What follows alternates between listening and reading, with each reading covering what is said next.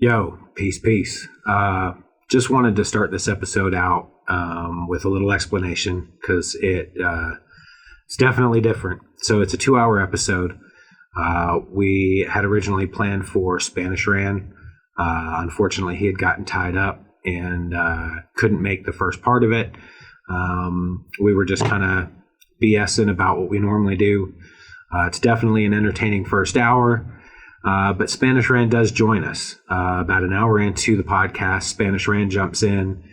We have a dope conversation. Super cool dude. Incredibly talented. Unfortunately, we did have a few audio issues in the first part of his interview. So there are some gems that we missed. Not a whole lot I can do about that, but I can promise you we're going to have Spanish Ran back on. Please tune in for the whole podcast. You don't want to miss all the stuff that Spanish Ran talks about. It's really a dope conversation. Definitely can't do a whole lot about the issues, but I still think this episode is a gem. So appreciate everybody fucking with us, and we're going to keep bringing you more. Peace. Yo, it's so crazy. I feel like with like festivals nowadays, like Rolling Loud and all that, it kind of shows your age, right? Like, so I went over there with a couple of my peoples and shit, and obviously they got certain people that perform there that you hip to. Obviously, like Wu-Tang, Griselda, they're gonna have some people that really rap, but that's not really a show for that. It's for kids just to fucking turn up, go crazy, like, and all that shit, Party music. which is cool. Yeah. Do drugs, but do drugs, fucking pass out, all that shit. And I remember watching Wu-Tang. I think it was like when before they had their Hulu shit going on, but I guess they did a show in Rolling Loud, and they were playing like obviously the classics and shit like that. So nigga like me, I'm like bopping my head like, yo, this is that shit. And I'm looking at all these kids like just standing still, like not knowing what the hell is going on. I was like, damn, I'm becoming that guy now. Like, it's like, that's it. It's over. You know what I mean? Like, but it is what it is. Fuck it. The Abyss Podcast, hosted by Lukey Cage with Karl and PrimoJAB. You know what I mean?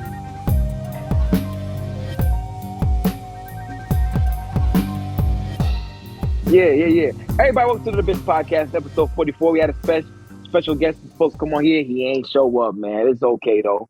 We got ghosts. Can't even be a house. Yeah. Can't even be a house guest like Kato. You know what I'm saying? But yo, we got freaking right here.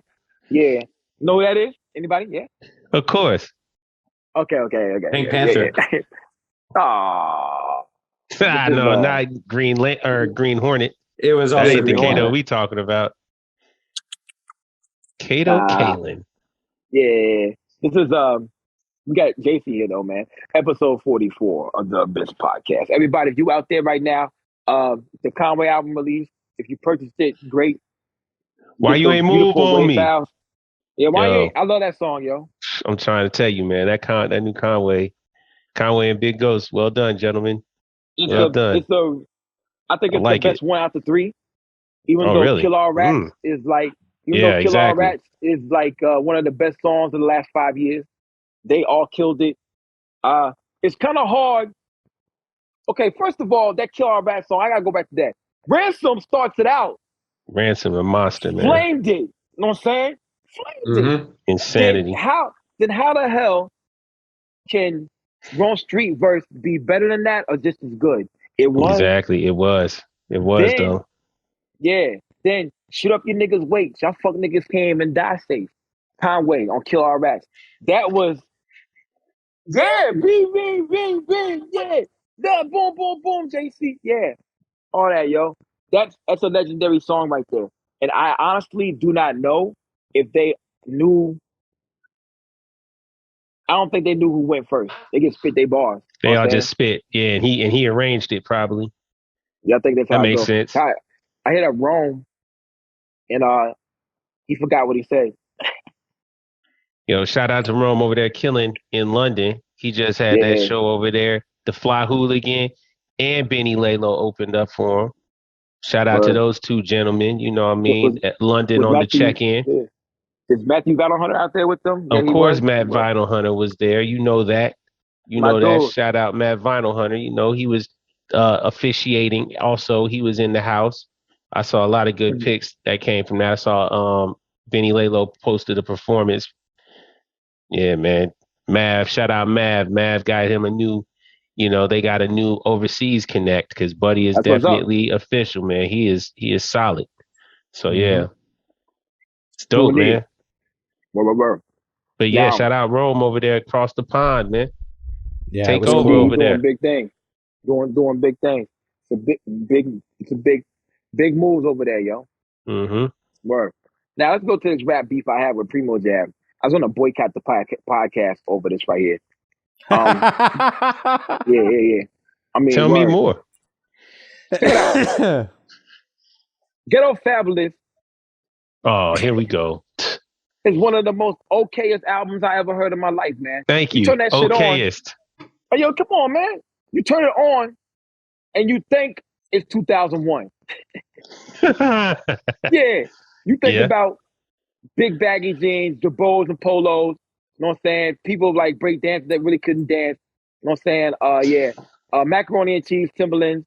You know what I'm saying? Were like, beef and broccoli. You think about, you hear the production. The album did not age well. The production sound. So what you mad at me for? You mad at me because I took off your I gave you the They Live glasses? You mad because I gave you the They Live glasses, huh? And you saw the truth. I know, JC, exactly. She was like, what? Take them off. Let him live his lie. She's on my side. Let him love that album. No, she on my side, right? You on my side? Okay. That's messed up. Anyway, yo, boom, check it out. When you listen to a 70s song, you can hear the 70s list. The 70s, is that a word? The 70s. Yeah, 70s-ness. Yeah, you can hear it. I can hear the 2000s all in that album, G. Yeah, that's weird. So, like, that's the reason why I like that album now still. I go back and I listen to it. I think about my first 2 years down in Atlanta. But the album does sound, it's not a classic, but it's okay. No. Salute the okay albums, yo. No, okay albums are cool. I like okay albums. I'm fine with okay albums. Absolutely. What the most okayest album I ever heard in my life? Now. What? Okay, boom. Yes. Name Get Rich or Die Trying? I love that album, can't front. I like that album too. Yeah, it's not okay. I think it's good. I think that album's good. Okay, it's good. Yeah. You think it's good? Okay. No, I was throwing the album out there from that era to see if that was also it. Oh, yeah, easily okay. Yeah. I agree with that. Well, yeah. Which one? It's that. Nas, I am. Nas. You can hate me now because I won't fall I down. love Hate Me Now. Oh, man, I love Hate Me Now. That's one of my right favorite songs. There you go. Die, nigga. No. Die, motherfucker. Die, motherfucker. Die. You hate me? I hate you, too. Yeah. I'm sorry. But yeah. But boom, freaking, that was one of the most okayest albums. This Week by Jean Grey. Okay. Yeah. Oh, Buckshot, the Chemistry album, I believe. Okay. But it's not bad. It was okay. Ghetto Fabulous wasn't bad. It was okay. It was A-okay. It was okay. Well, there's a lot of projects that come out that are just okay, cool. They're out. I mean, think about it, man. Jim Jones made his way to stardom off of making just A-okay, all right albums. You know what I mean? Like I don't think so. Sure, he did. A couple good songs that you play on the radio, and then the album's held trash, together, like horrible. Held together by melted Laffy Taffy tape of filler. Yes, true indeed. But every album. I mean, and the songs that were good, but the songs that you can skip. Yeah, but it's Hustlers, Product of My Environment, that album. Nah, that ain't it. Trash. You know what I mean? It has. Don't get me wrong though. If you listen to it, it got some joints on it, and you're gonna be like, oh yeah, it's okay. The majority is the first Diary of Miami of a Summer, the one that has Summer in Miami on it. Yeah, that's okay. It has a good song here and there, and then that's okay. The one with Ballin' on it, I think that's Hustler POME, but yeah. Puff Daddy and the Family.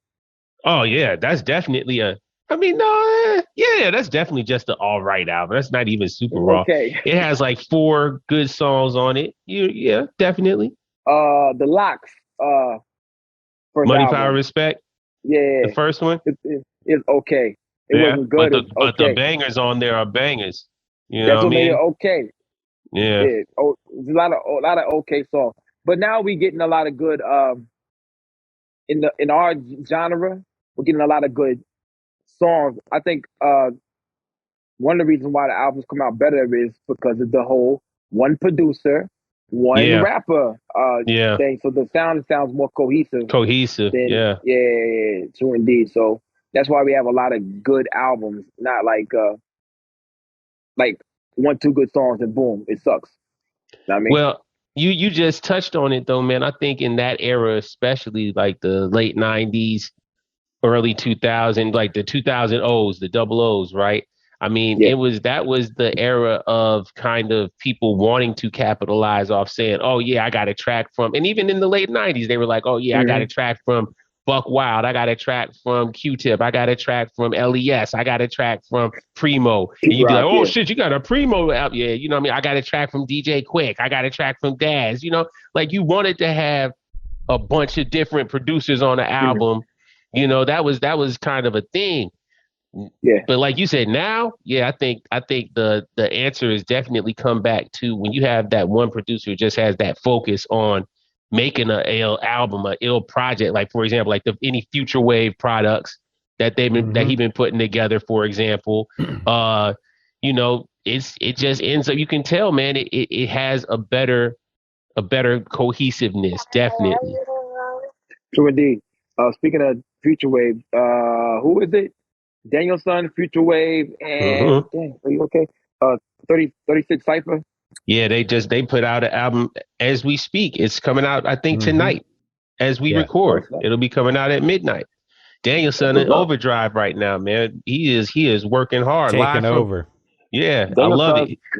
Danielson look like he living his best life out there with the shotgun in the wilderness, yo. Absolutely, living in the wilderness, away from all the bullshit. We gotta get mad Canadian MCs up in here because Andrew Wiggins, freaking we got. What I say? Yeah. Did I not say they was gonna win? I told you they were gonna win. You know, salute to the Warriors, man. Yeah, shout out A-Sun. I was texting with A-Sun Eastwood the other day, talking about your man's Wiggins going crazy. You know, fun fact, him and Wiggins, they got the same birthday. So he's like, yeah, you know, I got to go for my birthday, twin. Yeah. I guess so. I think it's why we and A-Sun cool.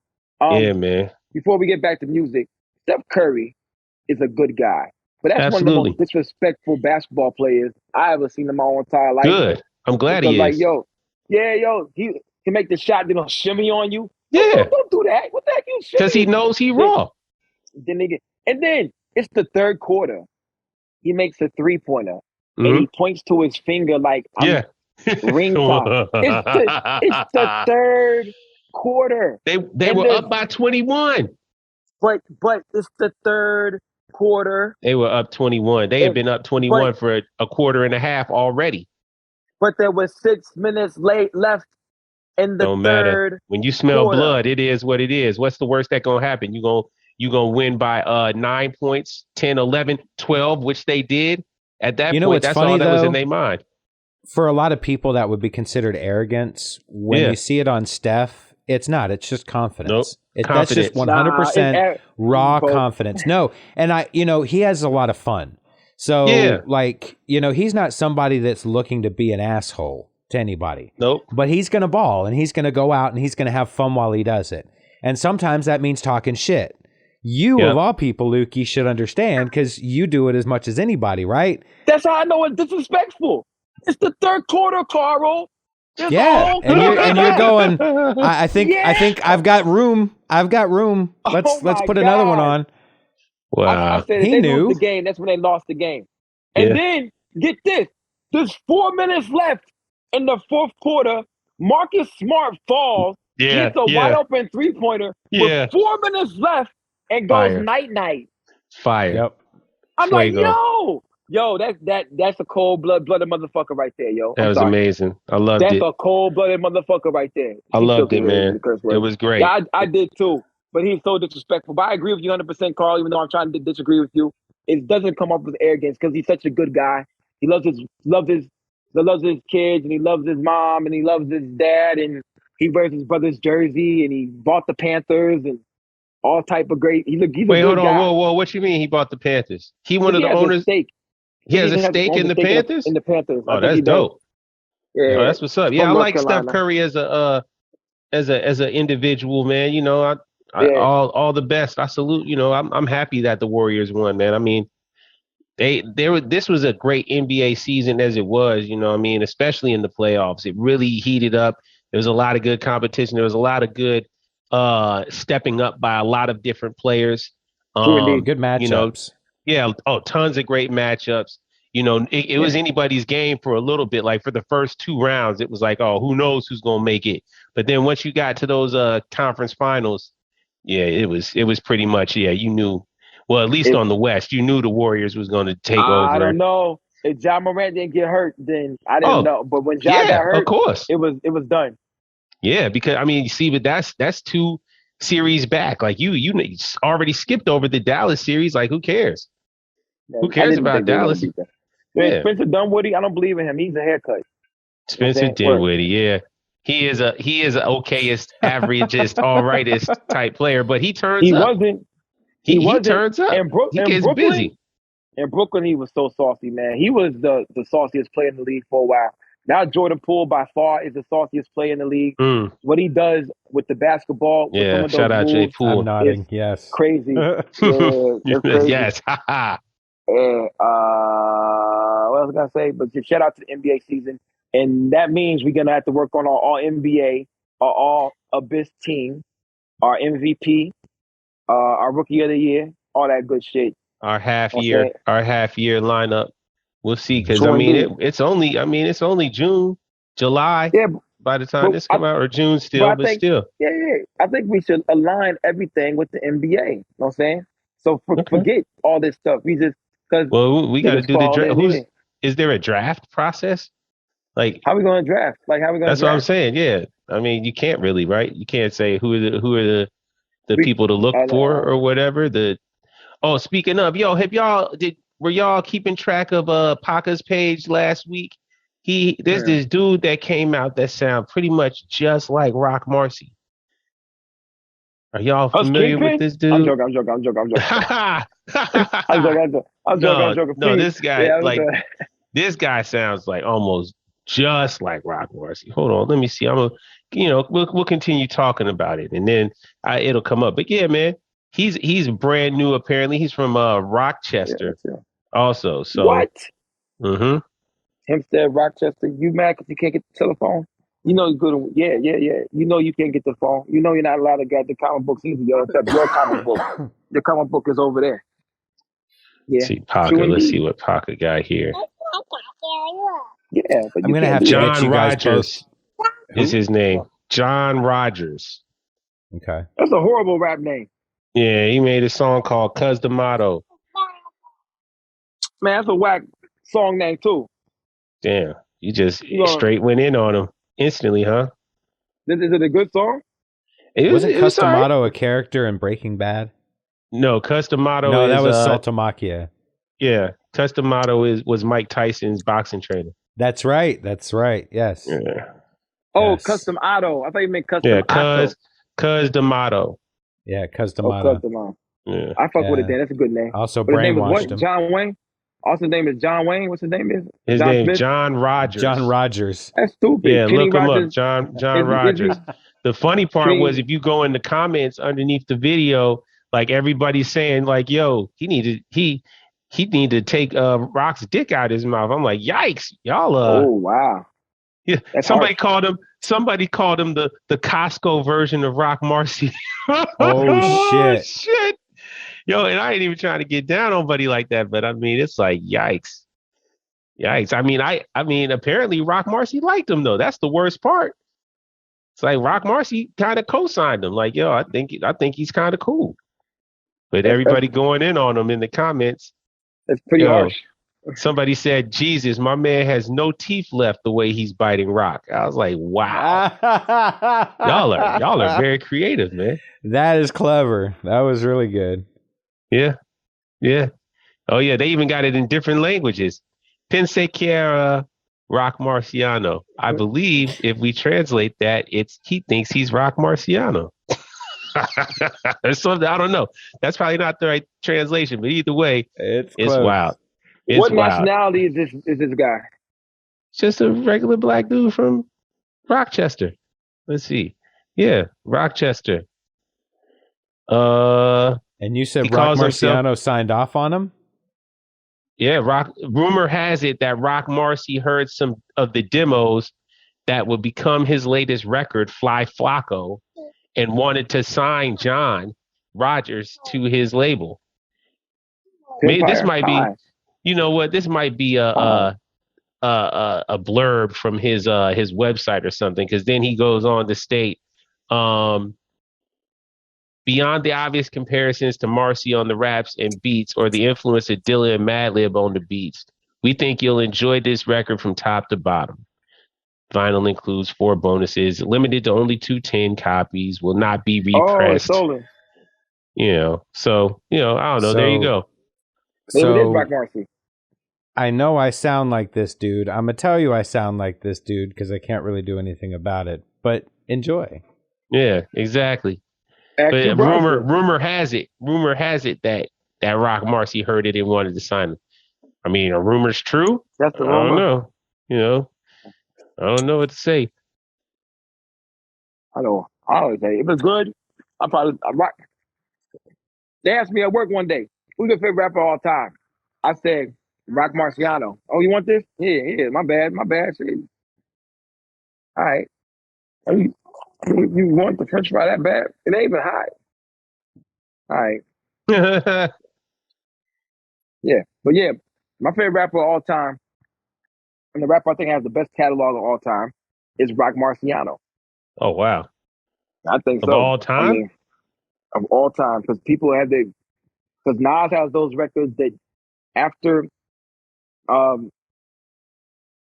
Am is just like not that great. Jay-Z. Nostradamus? Yeah. Jay-Z has a lot of Jay-Z definitely got a lot of only okay albums. Absolutely. Hard Knock Life Volume 2. Hard Knock Volume 3. What's the other thing? The Blueprint 3. Blueprint 3, yeah. Magna Carta Holy Grail is the one that comes to mind when I think of his only okay Best albums. Of Both Worlds 1 and 2. I ain't gonna slander Best of Both Worlds, boy. I got too much pussy to those albums. I mean, pardon me. The second one wasn't as raw as the first one. The first one was kind of it had some bops on there. I don't know, man. You had to be living in that era, man. Boy, it was up. It was up when some of those the Little Kim joint came on. Ooh, my body, shake it, whatever. Oh yeah, it has some jams on it. But I digress, man. Whatever. Yeah, it's only okay. We ain't gonna talk about that. She likes it album. She likes it. One finger, yeah. One. Yeah, one finger. Yeah, one. There it goes again. Yeah, but definitely Jay-Z has some okay albums. Absolutely, without doubt. But his good albums are great. The Black absolutely. Album, the Black Album, American Gangster. I even say this. Living Testimony. Reasonable Doubt, of course. I definitely. Living Testimony, I still listen to probably like once a week. What is Living Testimony? Oh, yeah, I don't listen to that. I love it, I don't even play it no more, man. That's the worst part. I gotta play the intro with Farrakhan. I feel like that's great to you. There's a difference between my favorite and who's the greatest of all time, though. Yeah, because my favorite is Doom. I agree with that. My favorite is Doom. MF Doom. Yeah, definitely. I thought you said Duke because she was talking. Yeah, Duke Ellington. Yeah, Duke. Up in the basement on Big Mouth. Duke Ellington's in Big Mouth too? Oh, never mind. Greatest of all time is different. Sure indeed. I think who's the greatest of all time? Oh, I don't know. Yeah, it's subjective. It definitely is. But you want to say the best MC as far as rapping skill? I got 3 for you. Okay. Oh, Big L. Okay. Black Thought and Elzai. As far as like rapping. I don't know about that, man. I don't know about that. I don't go far back. Yeah, I gotta think. Yeah, I don't go further back because those dudes can't rap any type of way. I think those 3 guys can rap any type of way. I hear what you mean. Yeah, like flipping styles and getting busy. Yeah. Dang, look at your teeth, yo. Whoa. I'd have to get back to you on that because I don't know, man. My rap catalog is too deep. I can't. I mean, time isn't over yet, man. Oh, speaking of time, yo, hey, thanks for saying that, Lukey. Let's talk about the blasphemy that just happened this previous era. What happened? What you mean what happened? So maybe y'all are familiar with this puss-ass publication called Rolling Stone. Rolling Stone had the audacity to put together a culture council. Google it and look up the picture of who the culture council is. And that culture council decided upon the top 200 hip hop albums of all time. There was like one black guy? Yeah, there was one.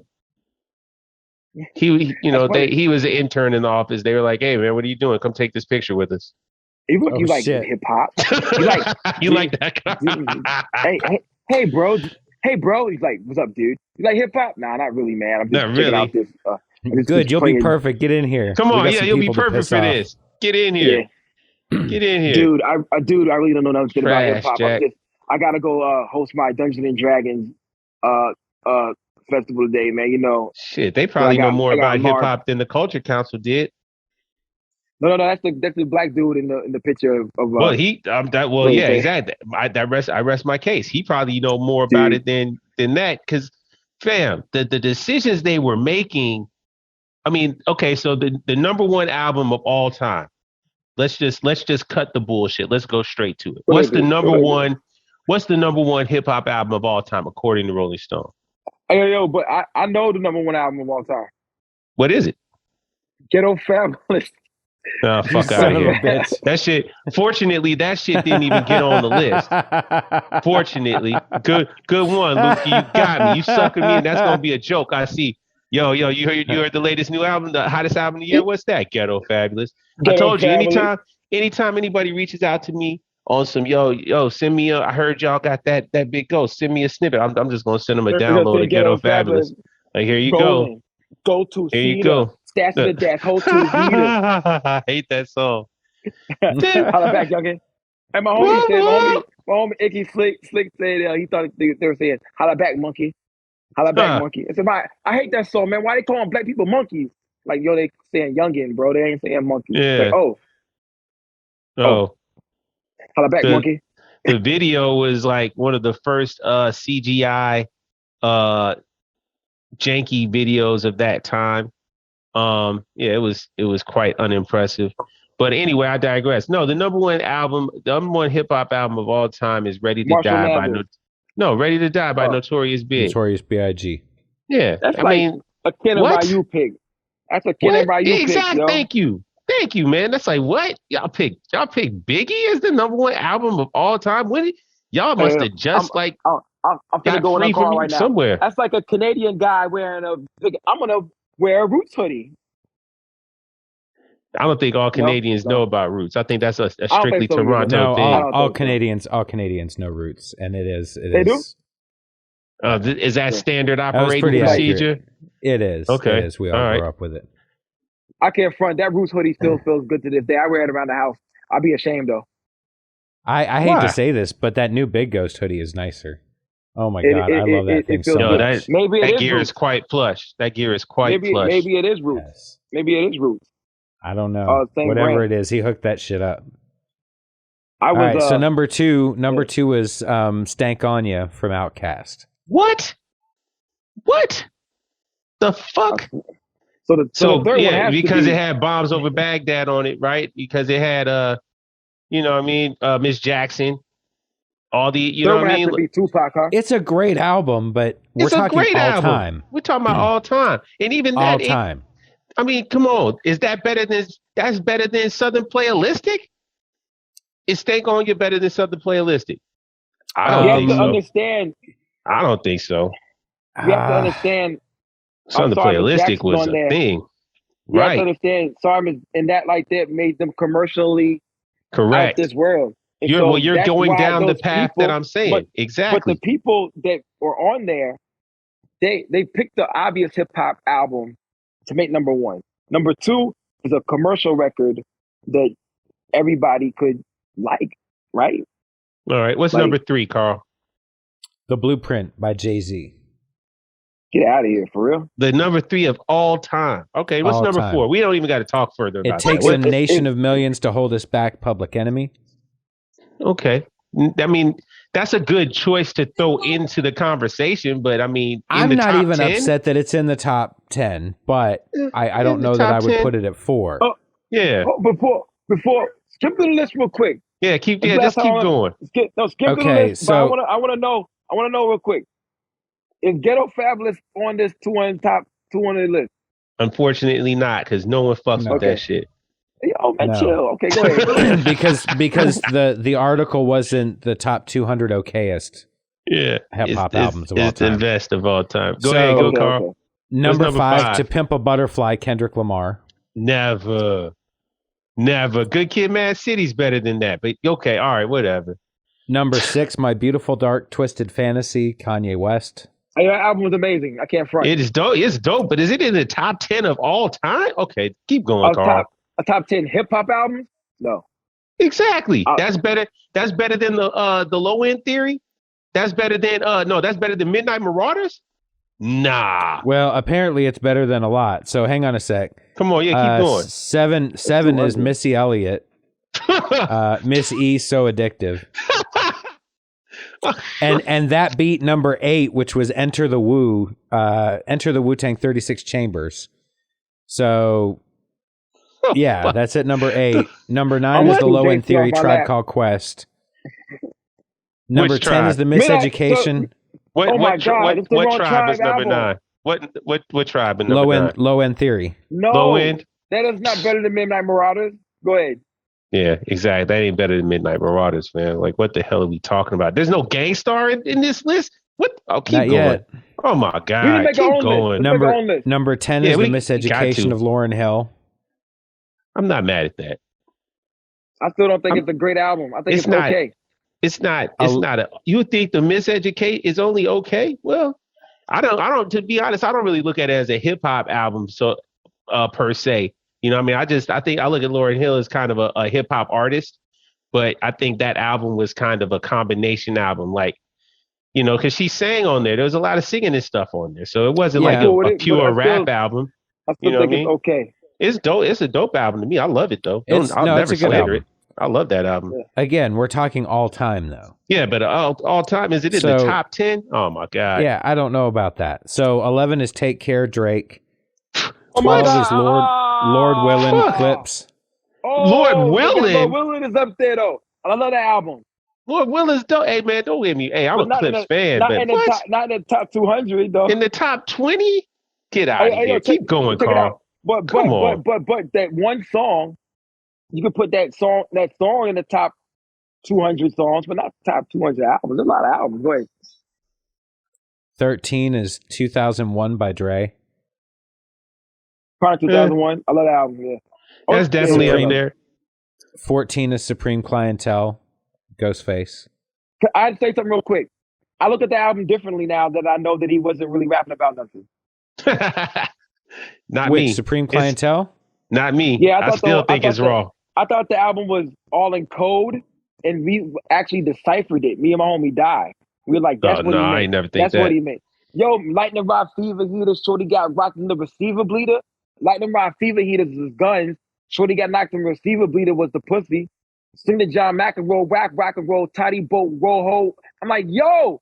Starsky with the gum soles. Yo, he was just flipping words, man. He was abusing the English language, and it was beautiful, man. That's why I love that album. I still ain't deciphered half the shit he said on there, and I still will turn that shit on and play it like. But he said he didn't mean anything. Yeah, I know what he said, better. but he did a lot of drugs back then. Let me tell you something. Hold on. Yeah, man, he was on a lot of dust. Let me tell you, the one time I met Ghostface Killah, I was backstage at the Source Awards. Shout out my cousin Jason Staten. He had me out there. I was his intern. We were recording the Source Awards. There's even a DVD out about these three little chicks that go down to the Source Awards, and they do a bunch of shit. I worked on that. But anyway, yeah, man, backstage at the Source Awards, and Jason Staten saw RZA and Ghost. Staten, obviously, he's been down with the Wu since forever, man. He was on their street team and everything, one of their reps for the Michigan when they shot him out on 36 Chambers, all that. But anyway, so he's like, yeah, let me go talk to RZA. So, he over there talking to RZA, chopping it up. Ghost come out with somebody else, just mobbing around or whatever. And my cousin Staten, he just a real cool dude. He's like, yo, hey Ghost, what's up? How you doing? Ghost looks at him, he do like this. He's like, yo, yeah, what's up, son? What's up? He's like, yeah, it's me, Jason Staten. And he's like, oh, Staten, oh, my fault, man. My brother, what's happening, man? Sorry, pardon me, God. I ain't recognize you, man. I did a lot of dust back in the day. I was like, yo. I was like, yo, this is epic. Yeah, because instantly, it's like he brushed the fog off and instantly hugged him. It was wild, man. It was, hey, man, shout out Ghostface Killah. That's one of my favorite MCs of all time. Fucking right. Ghostface fucking Killah. But anyway, I digress. Side story. There you go, Carl. Here we go. Where else we got? Yeah, where we else? On Dust. Ghostface 15 on Dust. Yeah, 15 is Paid in Full, Eric B. and Rakim. All right, I don't have no problem. I'm not mad at that so much as I am the other ones that got in ahead of that. Which, correct. Yeah, I'm happy that there's it's so being many mentioned. other. Yeah, I'm cool with 15, honestly.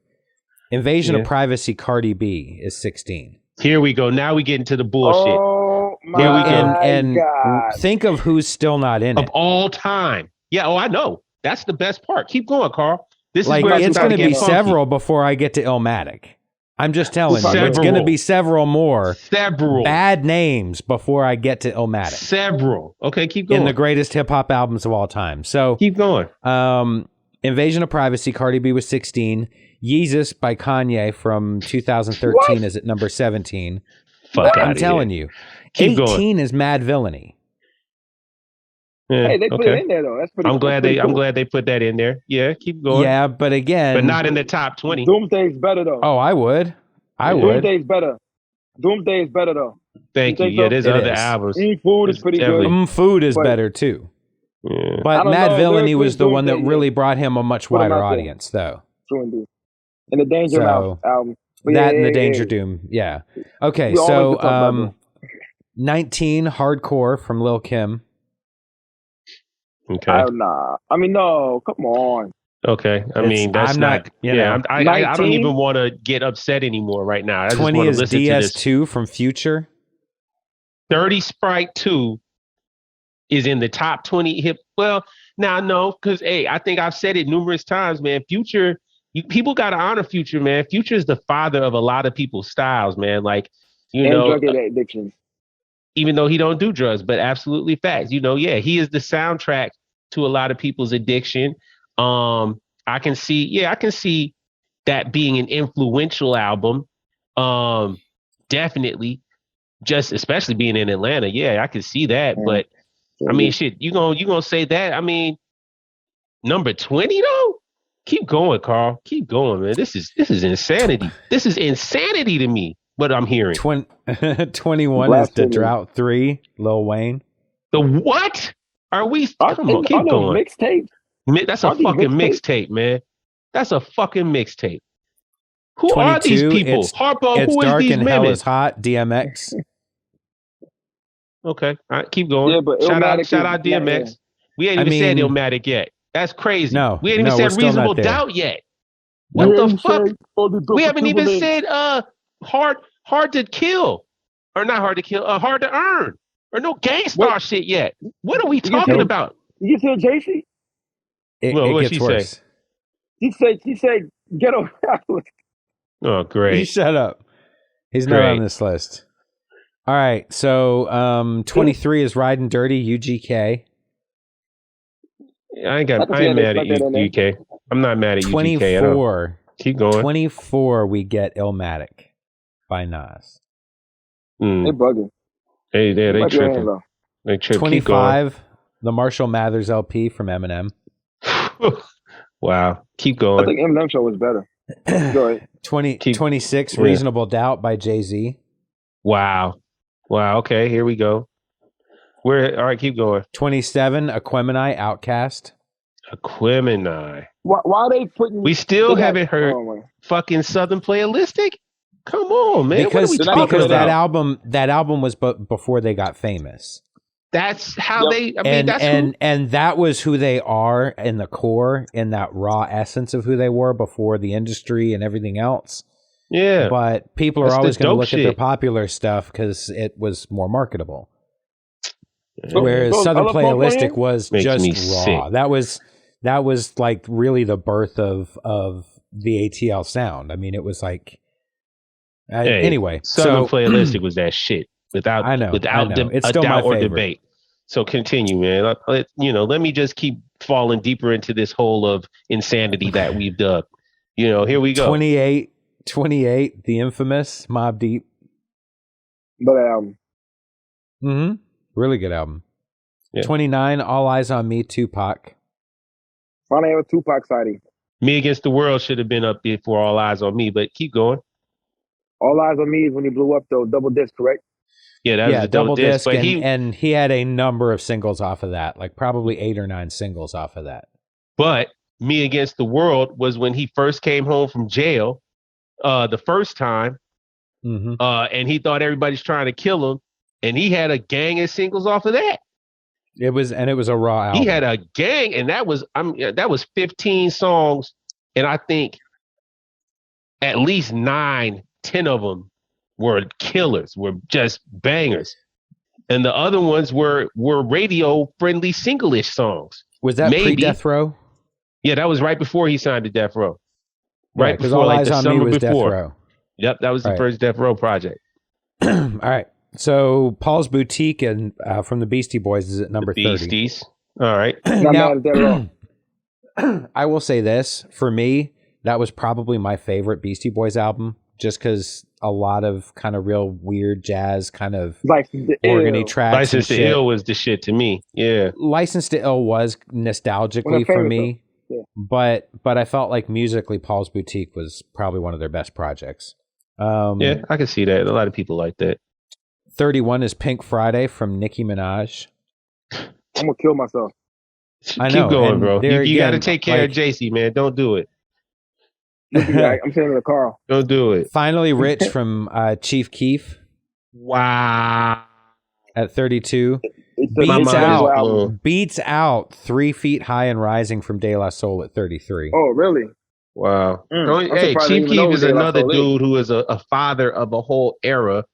Not even a father. He's actually the popular child from that era, or the most influential child of the drill scene. Kanye is the one who put that. Kanye kind of blew him up, but yeah. I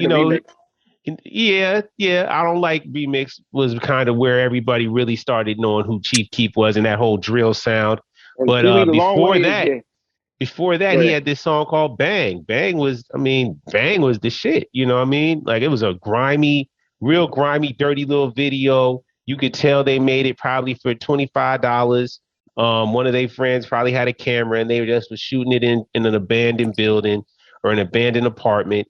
And it looked like a bunch of not even 16-year-olds, 14, 15-year-olds on bullshit in Chicago. Like, if you ever want to see what people on bullshit look like, Google Bang. And that is the essence of it. And he gave birth to all these dudes. I mean, Lil Durk wouldn't be here if it wasn't for Chief Keef. Mm-hmm. You know, that's a fact. So, but anyway, but it's still, I don't know how that made it on the list before. If we're going to talk about Chicago albums, I mean, they better have Adrenaline Rush on that album or on there. They better have Common Sense Resurrection Oh, shout out, Do or Die. Picture this. That ain't gonna make the top 200, but it has some bangers on it. But yeah, man, no. If we talking the top 200, let's do the top. Okay, 50. and keep in mind we still don't have Gangstar. Yeah, keep going. Keep going. We still haven't heard The Chronic. Yeah, that's still several away. Yeah. Wow. The Chronic 2001. No. Sugar Hill Records Story is at number 34. Who? The Sugar Hill Records Story. So that's a compilation album. It's a various artists compilation. Yeah, that's a compilation album that was put together after the fact to showcase a bunch of Lukey projects that came out from Sugar Hill Records back in the day. That's not even Are you fucking serious? Who are these people, man? I'm getting my pitchfork and my motherfucking flaming tiki torch. And I'm fuck that. But keep going. Okay. Hold on. Next week, it's playoff game for my basketball league, and they got this guy that we think you want to know where he was at January 6th. So he's pretty good. So at the free throw line, when he shoots free throws, I'm gonna be like, "Hey man, I saw you. I know who you are." Weren't you at the Capitol? No, you don't know me. Yeah. You was at Charlottesville. I'm gonna run to the bitch and get my phone and Google it. Yeah. I'm gonna get all in his head, yo. He's good though. That's what he's. But you don't like Steph shimmying. Listen to this, man. Come on. I am not a professional by no means. That's even worse. Have some grace, Lukey. At least he's earned it. Yeah, he earned it. He's entertaining us. We paid to be in the league. Yeah, if I paid, I'd be even acting more ass. Like, how you doing? Definitely. I'm gonna have all types of stuff. Yeah, exactly. Like, look, ain't this you right here? No, that's not me. Aren't you a Proud Boy? I'm gonna have a knife in my pocket. Yeah. Oh no! See, there you go. Take Lukey Foul, Lukey Cage, aka I make you bleed. My own blood. Well, Carl, that's you made me bleed my own blood. Hey, yo, go ahead. Go ahead, Carl. I don't even want to say nothing else. Just keep going. Go rapid fire, Carl. Let me sit here. Let me be a glutton for punishment. Go for it. What do we got? All right. 35 is Doggy Style from Snoop Dogg. 36, Acid Rap from Chance the Rapper. 37, I know, try not to throw up in your mouth. 37, Only Built for Cuban Links. If you swallow it, you gay. You swallow, you thought. It's a tweet. Wait, my bad. Excuse me. Repeat what you just said for what came after Chance the Rapper? Yeah. Only Built for Cuban Links, Raekwon. Okay. Keep going. Good Kid, MAAD, City from Kendrick Lamar. Yeah, yo. Only Built for Cuban Links is only better than Chance the Rapper, man. Word. That's what's up. Go ahead. That's crazy. The Carter 3 from Lil Wayne. I mean, that could number 40 is The Chronic from Dre. Oh so my Chance God! Think about Chance the Rapper is better those. than those 3 albums. Then Kendrick Lamar has 2 albums. Then Good ahead. Kid, Mad City, and better than what was the last one you just said, Carl? The Chronic. Was the Carter 3 before Carter 3, The Chronic. Good Kid, Mad City. Oh, I'm sorry. Good Kid, Mad City, the Carter 3, The Chronic, and the Purple Tape are all 1 degree less than Chance the Rapper Acid Rap. Are you fucking serious? And keep going. And why is Chance the Rapper even on this fucking list? And 5 worse than the compilation Sugar Hill album. Holy fucking shit! Oh my God, man! Bro. Keep going, man. Please keep going. 41, Late Registration from Kanye. Long Live the Kane from Big Daddy Kane is 42. 43 is Run DMC. 44 is Liquid Swords. Oh my God. 45 is Mama Said Knock You Out by LL Cool J. Number 46 is Call Me If You Get Lost, Tyler the Creator. Oh my, no. 47 is Super Duper Fly, Missy Elliott. Still no Gangstar, by the way. 48 is Donuts by Jay Dilla. There's no raps on there. 49 is Straight Outta Compton, NWA. 50 is Strictly Business, EPMD. So they at least made the top 50. There's no rap. But Missy made the top Donut. 50 twice, though. Yep. And Missy, so did Conway, and so did who else? Lil Wayne made it twice. Wait, hold on. Conway's in the top 50?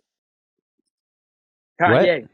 Oh, Kanye. Okay, Yeah. sorry. I was about to say. I didn't hear any Kendrick Lamar's in twice. None of us. Outkast twice. Right. Okay. Yeah, Outkast twice. So 51 is Things Fall Apart, The Roots.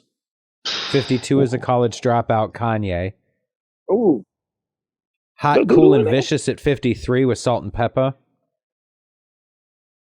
54 is Culture by the Migos. 55, Midnight Marauders, Tribe Called Quest. Wow. Keep going. Room 25, No Name at 56. No Name? What? Keep going. 57, License to Ill, Beastie Boys. Oh, there you go. Their second entry, Still No Gangstar. Still no Cypress Hill. Still no Fabulous. Nope. America's Most Wanted from Ice Cube. Oh, now we got America's 58. Most Wanted at 58. Yeah, and honestly, is JT's face blurred out on y'all camera too? Yeah, it's blurred out. She comes in and out. She comes in and out of the reality. It's like we're on Gangland or something. We're interviewing a suspect. Yeah. Let's see. Where was I here? 58. 59 is Life After Death, Notorious B.I.G. 60 is Damn by Kendrick Lamar. Damn is better than To Pimp a Butterfly. Yeah. But still. 61, The Diary from Scarface. Okay, I ain't mad at that. 62, Operation Doomsday. There you go. All right, do them on the list. All right. 63, Mos and Talib for Black Star. Black Star. Okay. Yeah. I'm not mad at that, honestly. Don't say Talib Kweli. Don't say that name. Just say Mos Def and that other guy. Yeah. That's it. Get Rich or Die, 50 Cent is at 64. Okay. Get Rich or Die Trying, sorry.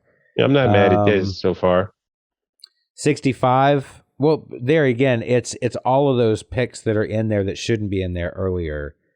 Oh yeah, of course. Are really I'm mad at a lot of those because I'm not upset with a lot of these people that are in it. The 60s, I'm not too mad about. This should be, those. I don't know. It's just so out of order. Yeah. Balloon Mind State, De La Soul is at 65. All right. Mystic Styles, 3-6 Mafia at 66. What? Yep. Come the fuck on. All right. That's a good album. It's not better than the Blue album, the When the World Blow album. But anyway, we can't be stopped. Yeah, okay, sure. Why not? 67. 68 is 400 Degrees from Juvenile. Oh, God, keep going. All right, that's cool. Whatever. I like 69. Right. I like it. Not there though. Iron Man. Ghostface Killer. Ghostface Killer, huh? Okay. 70 is The Score from the Fugees. Okay. Chance the Rapper was better, huh? All right, keep going. I could see it being in the top 100. These people do crack. Acid rap? These people are on fucking drugs. Not acid rap. Okay. 71, All Hail the Queen, Queen Latifah. It's better than Black Rain? Never. But okay, keep going. Dr. Octagonacologist. Dr. Octagon. Dr. Octagon. 72. That was a raw project, though. That Cool Keith shit, that was raw. Yeah. Blue Flowers is that shit. I'm surprised I know who he is. I'm surprised I know who he is, though. Well, they know him. They should have said like what is it? Elvis in Space or whatever. That yo, it's the black guy that does Dungeons and Dragons and that culture culture. It's like, that's dude, who shouted out Cool Keith. Yo, dude, I don't listen to like none of this stuff. I don't know Chance the Rapper. I don't know none of this, but like I like this Cool Keith, Ultraman 3000, dude. Like, dude, Dr. Octagon. That's Black Elvis in Space. So Black Elvis and Space Dude, like Black I'm like, he Elvis really kills it. Space. He has his own sex toys, dude, and I use it on my girl, dude, and like I make her call me Keith when I put my fist in her vagina and I started calling her Rihanna. Whoa. When I was fisting her. Whoa. Wow. 73, Bizarre Ride to the Far Side. Okay. From the Far Side. All right. That's a good. That's a quality project. I mean, again, I was a big fan of the Far Side. Yeah. I haven't heard Cypress Hill, but keep going. Still no. Fear of a Black Planet, Public Enemy at 74. That's our second one in. Yes, they got in twice. Okay. Now the next two, when I say them, oh no, you're gonna get really, really upset. Hold on, let me strap myself in. Tekashi All right, 70 making the top 75 was Meg Thee Stallion with Fever. With what? That's an album? What didn't make the cut for top 75 at number 76? Wait, hold on. What was 74? 74 was Fear of a Black Planet, Public Enemy. And 75 was Make This. Okay, all right. Oh my God. Okay, keep going. I'm sorry. But 76 is what? Hard to Earn, Gangstar. Yeah. Yo, I'm about to burn down the Rolling Stones, Joe. Keep going. No, actually, no, I'm not. Keep going. I don't even fuck with. No one even care about the Rolling Stone. That's why this is even more laughable and more audacious of them, because they feel like they even have the clout to even speak on this. Do they even? Who the fuck do y'all think y'all? No, they don't. No, they don't. So continue, Carl. We gonna make it to 100, man. We can't go any further. You know, I mean, I don't know. I don't even want to keep hearing this shit. I feel like my brain is melting, but keep going. Fuck. All right. So 77 is Watch the Throne, Jay-Z and Kanye. 78, Broke with Expensive Taste, Azealia Banks. Oh my God. 79, Follow the Leader, Eric B. and Rakim. 80, Some Rap Songs by Earl Sweatshirt. I didn't like that album. No I like way. Earl Sweatshirt though. Huh? Right. No way. Whatever, man. Go ahead. 81, Blowout Comb, Digital Planets. Diggable Planets, sorry. Yeah. That's a good album. It was. That's a great album. 82, The Great Adventures of Slick Rick. In the 8th. That's my favorite album of all time, guys, in case y'all didn't know. Let me just tell you. Oh yeah, that's absolutely one of my, it's probably my favorite album of all time. I think I like, out of the 12 songs on there, I think I like 10 of them. Absolutely. I played it back and forth at least 300 times in my life. Absolutely. I love that album. Great Adventures of Slick Rick is the shit. Well, it made it to 82, so it's at least in the top 100. Oh my God. I mean, it's not as good, of course. They've shit on all my favorite. Meg Thee Stallion, but you know, they shit on all my favorite albums 100. For the most part. They shit on a lot of my favorite albums, but let's go. I know. Let's go. Let's keep on. Still no Cypress Hill. 83, Kala, MIA. Who? 84, Summertime 06, Vince Staples. You don't rap. Vince Staples got a top 2 of the album. Vince Staples, what the fuck? All right, keep going. 85, the Slim Shady LP from Eminem. Yeah, I feel like that was better than the other one that they had in here. Marshall Mathers Project. Eminem show's better when he was beefing. He was beefing with Benzino and Ellie. 86, Like Water for Chocolate, Common. They some fucking hoes. That album was flawless to me. Go ahead. That's better than B? That's better than Resurrection? Never. Yes. Never. How it runs That's better than One Day It'll All Make Sense? It's better than a lot of the bullshit that we talked about, though. It's better than a lot of the bullshit that shouldn't be. Got to pull my Chicago card. Hell no. No, this is why I like it better if someone is not from Chicago. That album, how it seamlessly goes together, all the songs go in together like that, and they flow together. That's how I formulate all my albums, and that's why the album, like the Power Dad album. What the fuck? What's that? I don't know. The album we just did, the EP for JC. That's why all the songs go together, because that album. The album's like really influential to me because how it flows together. That's how you supposed to. Yeah. Okay, that's a good example. They are contemporary albums together. I can see that, but that's how you. I mean, that's what you're supposed to do with the album is make it. And when we you haven't heard Black arrange on it. Both Sides yet. And we haven't heard that. Both Sides on that. We haven't heard that. Okay, but so we've got somebody in our waiting this. room. Oh, what? Okay, so open it up. Let's see what happens.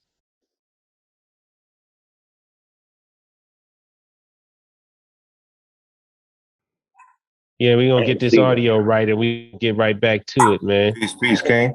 There you go. There he is. Hey. Spanish man. Yo, what's the word, God? What's happening with you, brother, man? It's good to have you here, man. We were just discussing bullshit and fuckery that happens to be happening in the world, but we can move past that. I don't even want to know no more about that shit. That's right. Man, I should have just put her down in the playpen. What up, Spanish man, yo? I tried to put the baby down in the playpen. She said, nah, man. I'm finna sitting here with Pops. Word. Yeah. God bless the baby. Word. Yeah, yo. Word. Yeah. I see you got a dope setup back there, man. Oh, yeah. It's like, a little art gallery, I like to say, you know what I'm saying? It's like, it's where I cook up and all that, But yeah, I try to add more stuff to it as the time comes. But other than that, yeah, this is what I've been working with. Word. So indeed, yo. Hey, yo, you've been working a lot too. Yeah. I'm gonna get to it. What is your weapons of mass destructions? What you be using I don't want you to give away your secrets, nothing like that. But what I'd be like really in tune with the equipment y'all be using or programs. I'd be like amazed. So what is some of the equipment that you be using, or like something that you use or use? Like with the MPC 2500, okay, and Ableton. But I started off with the MPC 2000 and Reason. So I used to play around with different equipment. But my arsenal was Ableton and the MPC 2500. And I just put both of them together. So I mixed the software with the hardware and all that, and then pretty much vinyl. Definitely. You know what I'm saying? But yeah, word. So indeed, my homie had Cubase. I was like, yo, you need to update the joint. But then he said Cubase came back out and it was like better. I was like, really? Cubase is like 1974 Commodore computer, yo. Like, yo, you got Cubase. Like, nah, man, I'm telling you, Cubase is the shit now. They redid that shit. Like, nah, man, you playing Wheel of Fortune on the Commodore computer, man. You ain't hitting on nothing, man. But he didn't show me. Cubase really like stepped their game up. So Cubase is like, legit. Yeah, I didn't think so. I heard Cubase. I thought about the Commodore. Yeah. Whatever comes. I mean, it could be whatever as long as the shit sound dope. You know what I mean? Like real shit. You bang pots and pans as long as that shit sounds good. You know what I mean? Fucking right. Yeah, absolutely. Yeah. You right. As long as the results, yo. You know what I'm saying? It don't matter how you win. Stab somebody in the eyeball. You won. You know what I mean? Wow! Yeah, get it. Wow! That's my shit. That's it. I'm gonna get it big. Well, but we was talking about this top 200 album list that the Rolling Stones had, and they had a whole bunch of. They had acid rap before only built for Cuban links. Yeah, like Chance the Rapper before Raekwon and Ghostface. It was like ridiculous. There was no Gangstar in the top 25. There was like 2 Outkast albums, 3 Kanye albums, Meg Thee Stallion. He was like, yo, like what the fuck? And before then, we was talking about OK albums, the best OK albums of all time, like Ghetto Fabulous, I Am. They was just okay. You know what I'm saying, but they wasn't good, yo. Yeah, what was an OK album for me was like just kind of had more expectations, and then when I heard it, I was like, damn, I bought this shit. Joel Santana. Say it again. Joel Santana. Yeah, his first album. From Me to You. When he had that hype and all that, I was like, with the mixtapes and all that. And I remember buying that album, and I was like, man, this ain't really what I expected and shit like that. Ghetto Fabulous is another one, because it came at the same time when Blueprint came out too, and Fab had a lot of hype during that time also. So it was either Blueprint or Ghetto Fabulous. So obviously I picked Ghetto Fabulous second. And then when I heard it, I was like, it's cool. And then my shit with Fab is Loso's Way. That's probably his best album to me. But the rest of the joints, it was cool. It was cool. True indeed. Ghetto Fabulous, I expected more from it because he had a lot of hype during that time too. Yeah, I liked it. I can't front, man. PrimoJAB, we battle about it, yo. Hey, it is what it is. I can't stand it. But I agree with you 100% on I'll take it one step further. Juelz Santana is the most overhyped, under-delivering rapper of all time in my eyes, man. Like that first Juelz album that came out, just like you said, people was hype. I was like, oh yeah, here we go. I got it. And I was like, yo, why did I even buy this, Jack? Like this one not I could see it coming though. I saw it coming whenever that first all the delays. He said I gotta brush my shoulders off, and he said I just brushed my shoulders off. Like, yo, man, you rhyme? That didn't rhyme. Yo, his style sucks, man. Fuck Juelz. Respectfully, fuck Juelz. Hey, yo. How y'all feel about any Jada albums? Do you feel like Jada had a classic album in his arsenal? I don't know about a classic album. He got some great songs. That's a good album. I think it's great. I don't think it's bad. But Kiss the Game Goodbye had a lot of good. Or when it come through, Clear It Out. Play the Sidelines, Deserve, have a real nigga air it out. Yeah, I love that song. I love that album. It had DJ Quick on there. Like, yo, yeah, a lot of songs. I love that album. I don't think it's a classic. I don't think it's like classic though. I don't think the Lox have a classic album. I think they are a classic group. They got we talked about classic that. We said the Lox first album. Classic songs, definitely. Had a lot of okay albums. So indeed. And you could redo an okay album. Yeah. If you could do an okay album over again, what would you do? What did it be? Wow. Would you be trying to do it okay again, or are you trying to step it up to a decent album? No, he would improve it. Yeah, he would make it raw. Yeah. Whose album would that you've heard that you go through your Rolodex and be like, yo, if I had the chance to put my spice on this is whose album I would recreate. I bet it wouldn't be okay That's no more. That's a good question. Yeah. That's a dope question, Lukey. What's the joint Nas and that Kanye album that Nas did? That Kanye Nas album. I'll do that shit completely over. Oh, that's a good choice. That was the album that actually pissed me off.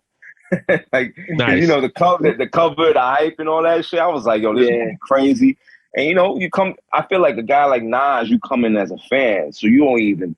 Whatever you thinking, you just want to spice it up and make it like Illmatic times 10. That's how I would come to it. Like, so the fact that it was hype and overhype, and then you heard it was like it's cool. Like it wasn't for me. That's my new shit. I don't say shit is trash. It's like it ain't for me. But that's the same way I felt about Magic. So because I'm not into Hit Boy, and I just felt like a lot of that stuff sounded really generic. So if I could go in and rewrite tracks, that would be at least the Nas project I would do.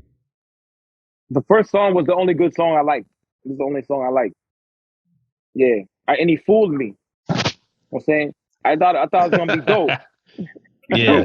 But I'm still trying to get accustomed to Nas being consistent with albums. Because, he drops once every 5-6 years. So anything that he's doing consistently is actually opening my eyes of like, all right, if he's like this, I'm expecting something even crazy is about to come out. Like these are probably joints that he's probably like, I just want to get this out of my system. Mess with the youth. Yeah. Mess with the youth, tap in with the youth a little more. But now I'm gonna get some shit that I like. I feel he's on his way of doing. But he has to tap in with like, crossed. Yeah, hope. Yeah.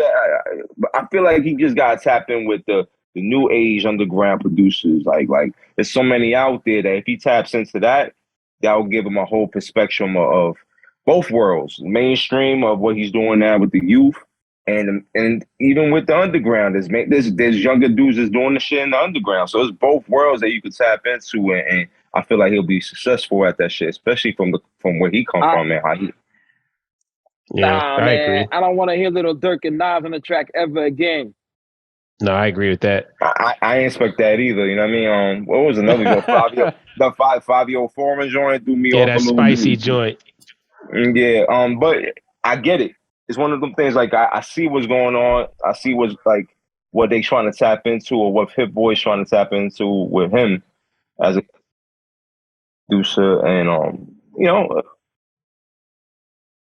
for the Grammy. So I mean, we made. Does Look, we made. what does that mean? You know? That's true. Well, and I don't hate on anybody that likes Hit Boy. I just I do. Not a production style that I dig at all. It No, just that's all. sounds very generic in a lot of ways to me. So I just don't fuck with it. I would ask this question. I'm gonna answer the question. I don't want to ask Spanish random question. I think the most overrated producer of all time is Swiss Beats. You know what I'm saying? That's a great one. Hot I think take. that all his stuff sounds the same sometimes, and it's just not good. But that sound is just like the Bulls and polo shorts, the polo shirts, the Bulls and polo shirt. You think you fresh? You ain't fresh, man. What you wearing your Bulls for? And macaroni and cheese. And you wearing a polo shirt. Hold on. I feel personally attacked, man, because shout out. Absolutely, I wore Jabos and polos, man. I'm from Chicago, Illinois. The fucking right I did. At the same time? Yeah. With matching J's. The fuck you mean? Of course. Like, I don't understand the problem. Hold on, man. I got some Jabos still. I still got some Jabos. Cocaine white Jabot shorts. Yeah, I'd wear it with a white polo with the blue polo man. Why not? And then I'd wear some fresh ass clean J's. Nah, man. Hey, man. I ain't about to honor that slander standard. No. Anyway, continue. Go ahead. Pardon me. Pardon me. Break the tie. Spinach man, break the tie, man. You wear Jabos and a polo shirt together? Style, I'll just either do polo with polo or Jabot with Jabot. Like, I don't like to mix the brands like that. But... You hear that, JC? Okay. You hear that, JC? That's a smart guy, right? That's fair. That's fair. That's why his beats sound good, yo.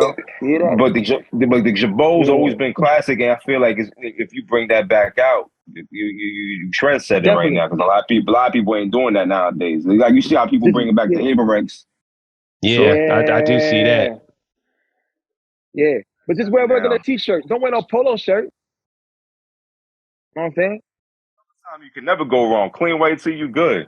Bucket hat, white tee, you fitted, you good. Fit. Hey, come on, man. I ain't. Yeah. I'm sorry. Lukey just beefing with me, man. Yeah, because he don't like Ghetto Fabulous, man. I don't. That's it. That's my shit, man. Great. Grab your tits if you're feeling right, ladies. Yeah. I'm sorry, man. They were set up for her.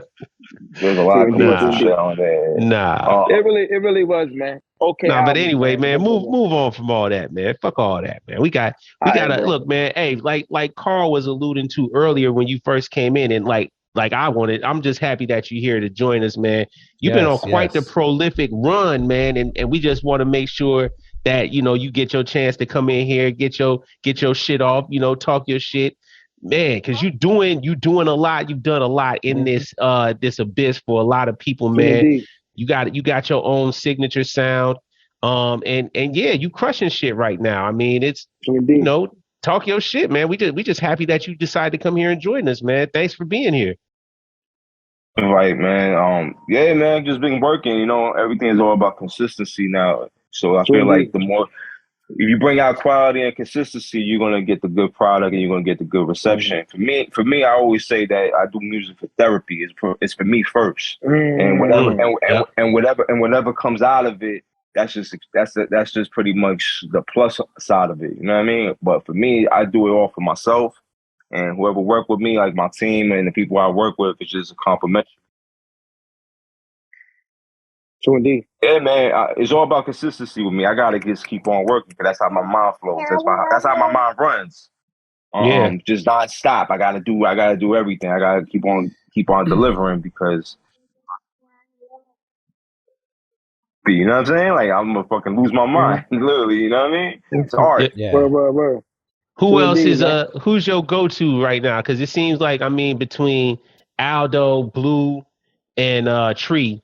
Like that's the church, right? Essentially, right? That's the main. And y'all the church. Outside of that, you fuck with the Heist Boys. The Clock.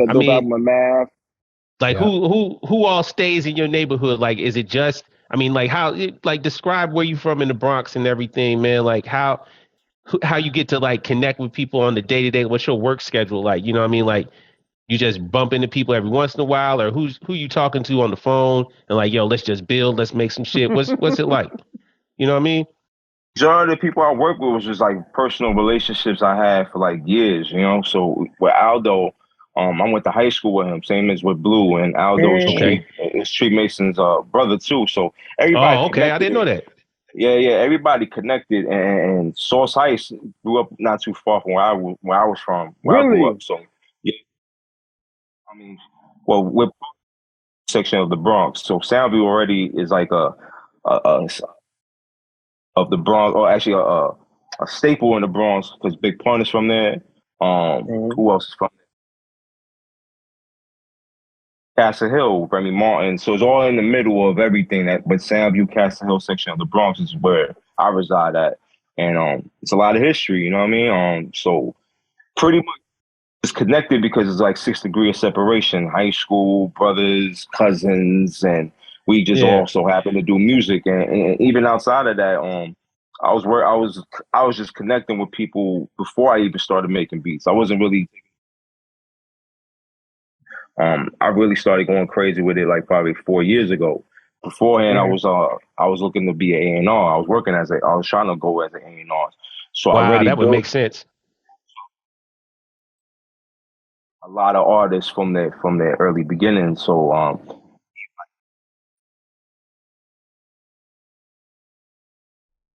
and it was also off of just building, networking, same events.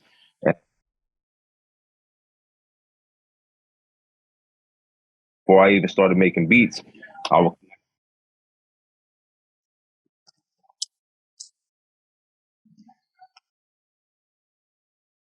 certain artists to where they need to be at. One that we connected early.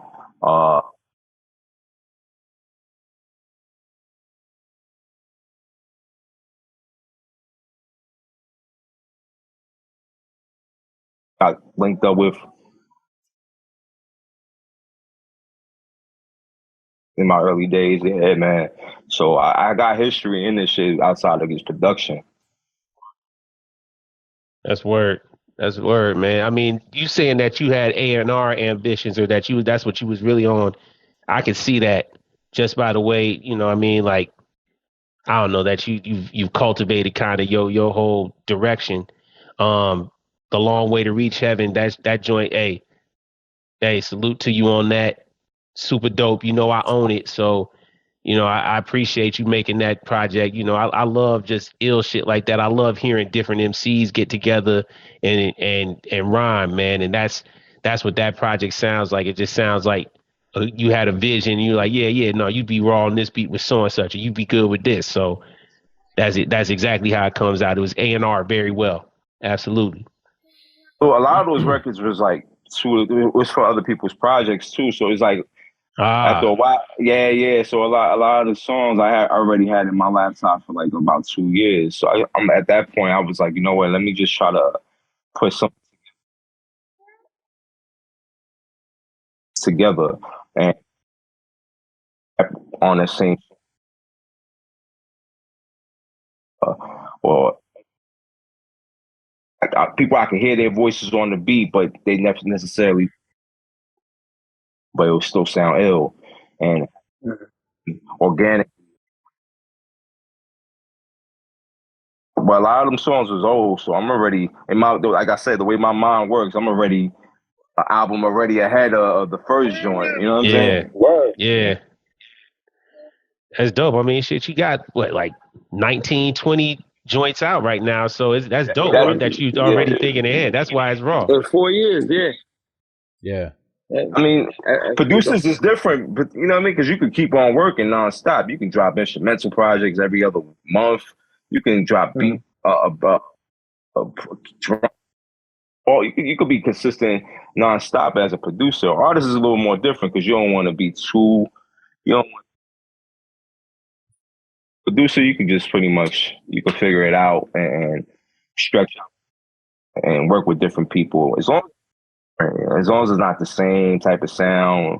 Yep. That's why I like to work with different artists too, who have different type of sounds. I don't want to have a one-dimensional. So indeed. Her Breakfast at Sue's is a lot more different than Long Way to Reach Heaven. So it ain't gonna be the same format, but the cohesiveness is probably gonna be as close as that. But sound wise and rapper wise, it's always gonna sound different. Or hell yeah! Shout out that Breakfast at Sue's. That was one of our albums of the year last year. Yeah, that's definitely one of the flamers. Peace to man.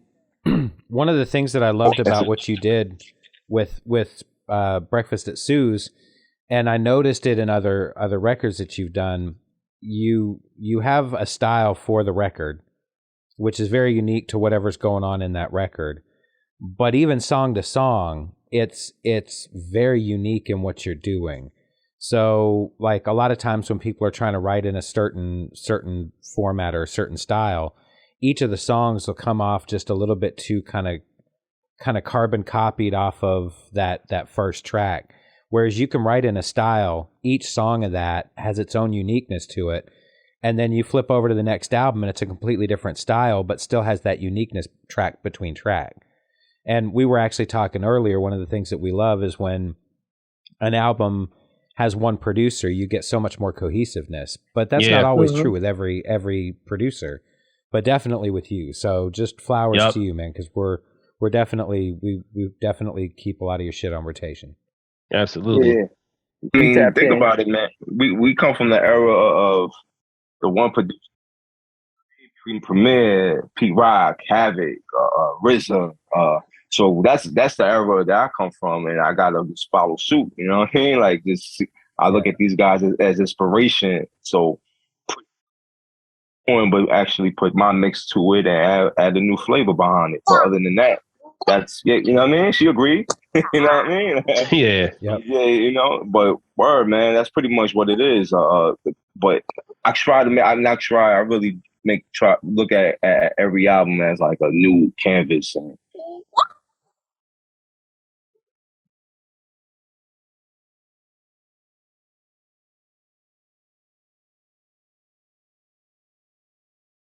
I lost his audio. but you know what I mean?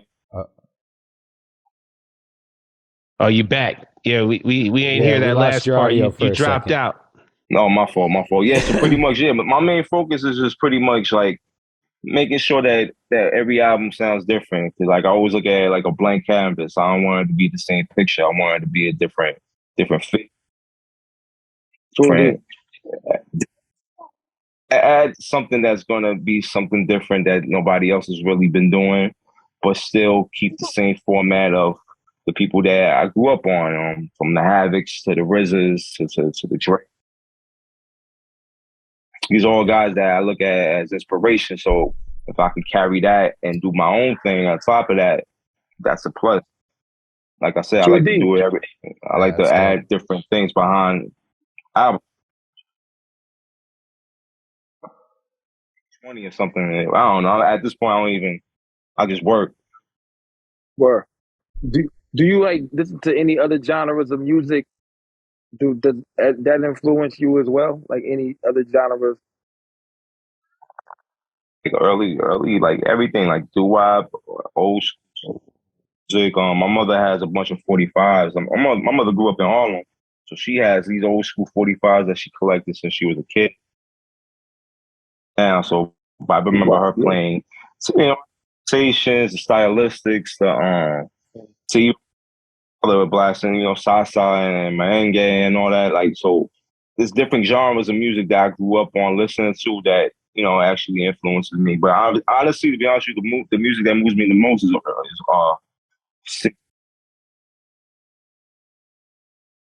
always there's an emotion behind that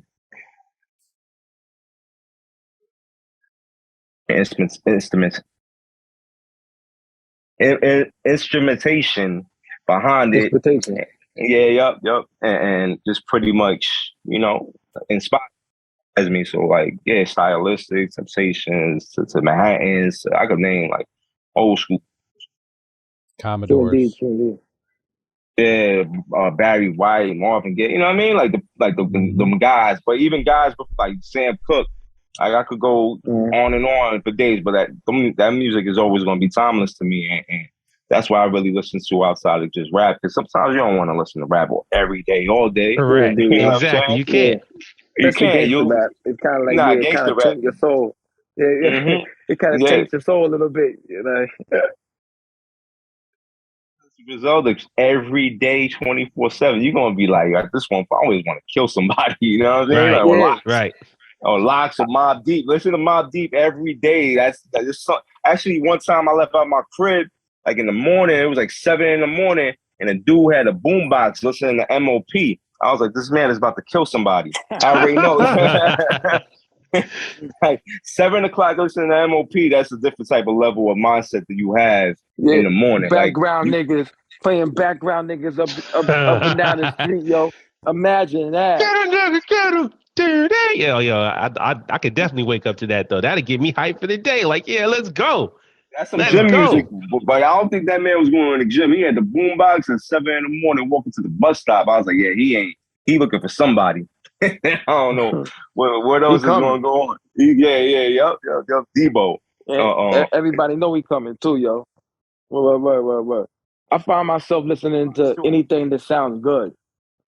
I'm saying, if it sounds good, I like it. And honestly, everything is hip hop. Like everything to me, anything that sounds good. I think that's the whole Doom influence. Anything that sounds good that you can rap over, you know what I'm saying? No drums is hip hop to me. And there's a lot of music out there I like that sounds like hip hop to me. Other people be like, ain't hip hop. Like I like the Red Hot Chili Peppers. And when I first heard one of their first songs, I thought they was a rap group because they was singing fast. And it was really like some punk. Forgive me, Carl. Is it like punk? I don't know. I thought it was rap. I heard it on the radio. I was like, yo, who's this? They rapping and playing the guitar. Like, yo, boom. And it blew my mind. So anything that sounds good musically, I equate to hip hop, no matter what it is. You know what I'm saying? Especially since we use soul samples now to rap over. Anything is hip hop to me. You know what I'm saying? So boom. I think that's why your music kind of resonates a tad bit more, because it has a lot of different sounds. You know what I'm saying? Absolutely. And boom. And I like a lot of different sounds. I like Portishead. I like who the Chop Suey. Who do Chop Suey? System of a Down. Yeah, I like all that shit. I like all that shit. So it's like, yeah. Soundgarden. You said Red Hot Chili Peppers. They got some heat. You know what I mean? Like they do, yo. All those dudes are. I mean, I'm a. So we had different genres of music that was all dope. Yeah, you had Nirvana, and then you had Pac at the same time. And then even later on, you had like, I mean, you know, I don't know how people feel about Limp Bizkit, but they were rapping on Premier Beats. You know what I'm saying? But they were rock music. You know what I mean? And the joint they did with Meth was my shit. So that was a fun song. That was a fun song. Fred Durst needed somebody to write for him, but anyway. He had to put the red hat back. Holy macaroni. He did. You know, y'all heard that Eddie Van Halen was gonna murder Fred Durst over a guitar? No. What's this? Eddie Van Halen came to Limp Bizkit's house, well, Fred Durst's house, with all his instruments and stuff, and they was gonna make a song. So Fred Durst left, and he left Eddie Van Halen there. So Eddie Van Halen left and came back. The door was locked, and he was gonna get his stuff and just leave. So he came back in a tactical vehicle with duct tape around himself and like body armor and guns.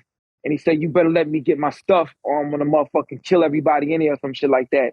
And like, and so they called Fred Durst, and he got all his stuff out there and left. Yeah. Wow. All right, Eddie Van Halen. I respect it. I mean, shit, you got to. Yo, he wanted all the smoke. He wanted all the smoke. Yeah, I think Eddie Van Halen's he's like from New Zealand? From Aboriginal descent? Maybe. He ready to scalp somebody. Yeah, he was, yo. He's ready to fuck up some shit. Yeah, I think he had face paint on too or some shit, some wild shit. I don't know, man. Don't quote me on this shit. But yo, I think it's what it said. I'm looking yo. this up. Wow. Yeah, to the Googles with that. We go to the Google. Van Halen was gonna kill Fred Durst over Qatar, yo. I wouldn't be surprised. I've seen people get fucked up for less. You know what I mean? Yeah. I heard Rick James had beef with Prince, and Prince had beef with Michael Jackson. So, like, you know what I mean? These are guys that they hated each other. I mean, Rick James and Prince hated each other. I heard because Rick James obviously, yeah. You want you like. It does say that he pulled a gun on Fred Durst to get his guitar gear back. Word. I don't see anything about duct tape and body armor. In a tactical vehicle. Yo, yes, they did mention a tank. They did? A tank? Wow. I'm sure it's just an armored car. He want all the smoke. Now here's the Prince to go up the ante on the Prince and Michael Jackson beef. I'm Bad was Prince and Michael Jackson song written by Quincy Jones. So the first words was I'm gonna get your butt. So Prince was in the meeting. Prince said, who's he saying that to? And Quincy Jones didn't say nothing, and Michael Jackson ain't say nothing. And Prince just walked out and they never did that song together. I'm gonna get your butt.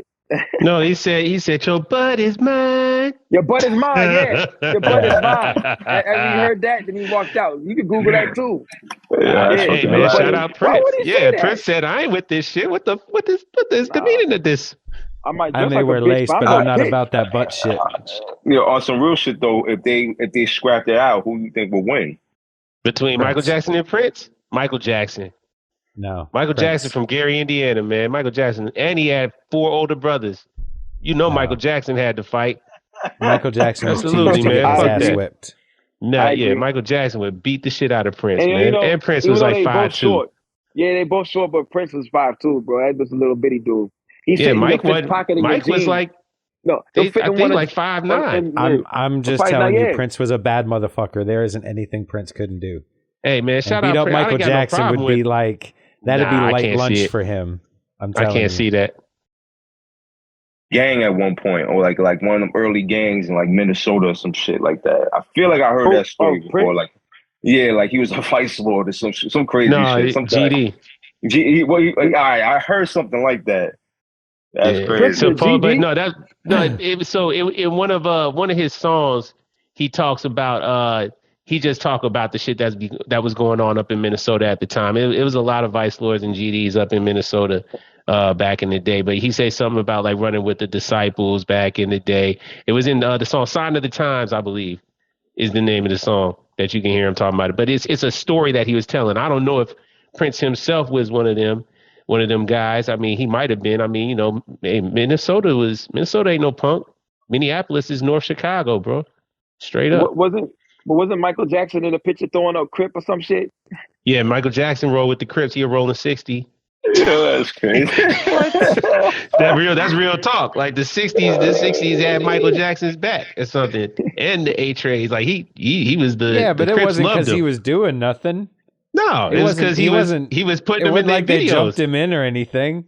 No. I mean, it wasn't. You ain't gonna jump in Michael Jackson. Why would you do that? I would jump in Michael Jackson. If you're gonna be in the gang, you get the same treatment everybody gets.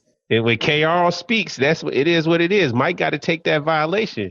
Yo, you got to serve a universal to Michael Jackson. Shame on you, man. How you gonna do shows? Hey, man, you better honor KR, Joe. You gonna beat the shit out of Michael Jackson. That motherfucker can't go at the next show. And the girls. If he can't hang. If he can't hang, he got to get out the game. Yeah, get out the game. Hey, yo, but on the real, ain't nobody got no real fans until they pass out at your show. Right. That's right. Word. Absolutely. You ain't got no fans unless they passing out, not dying like Travis Scott shows. Passing out. Word. Oh. Hey man, shit. Too it's a harmless joke, man. Shit. Travis Scott on tour again. Who cares? Nobody cares about that. That wasn't his fault. I ain't going. You going, Jason? Yeah, I ain't going nowhere. Yeah. Home, man. I'll stand by the emergency exit. Say again, Spaceman. I'll stand by the emergency exit. One show with Travis Scott I went to, but the ground was just like shaking. I got out of there so quick. It was like rolling loud. And I was like, yeah, we out of here. I felt the floor shaking in Citi Field. I was like, yeah, I can't do this. And that was that's wild. Yeah, you just gotta see the warnings before it happens. And obviously that shit, you know what I mean? Like it just took off in a whole nother. I've been to a Travis Scott show too. And I first of all, I didn't like his fan base. There's a bunch of disrespectful young punks. You know what I mean? Like you can tell kids that, do dumb shit, like do those dumb those pranks where they go into neighborhoods and they run up on you and say, "Yo, bro, you think you can take me? You think you can take me? Take me across the street. I'm trying to get some ice cream." Yeah, all that type of shit. Yeah, that's his fans. A bunch of little random punks like that, man. I don't like that shit. Nah, you get fucked up around here. Yeah. You can't do that shit. Mm-hmm. But yeah. I've seen that shit. We're losing you, Spanish man. We can't hear. We can't hear you. Yeah, we can't hear you. Uh-oh. Your earbuds died. Oh no. Hello. Hold on. I heard something. Hello. Are you sad, JC? You okay? You tired?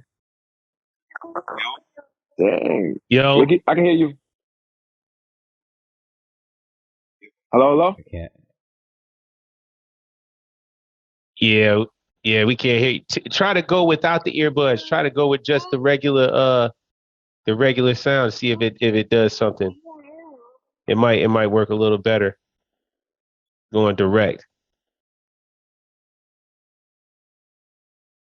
I can hear. Yeah, you hear me now?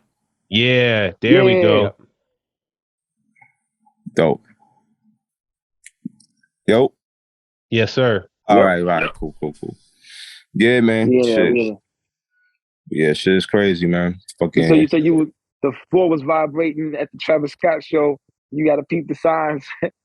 Yo, it's so crazy. I feel like with like festivals nowadays, like Rolling Loud and all that, it kind of shows your age, right? Like, so I went over there with a couple of my peoples and shit, and obviously they got certain people that perform there that you hip to. Obviously, like Wu-Tang, Griselda, they're gonna have some people that really rap, but that's not really a show for that. It's for kids just to fucking turn up, go crazy, like and all that shit, party music, which is cool. Yeah.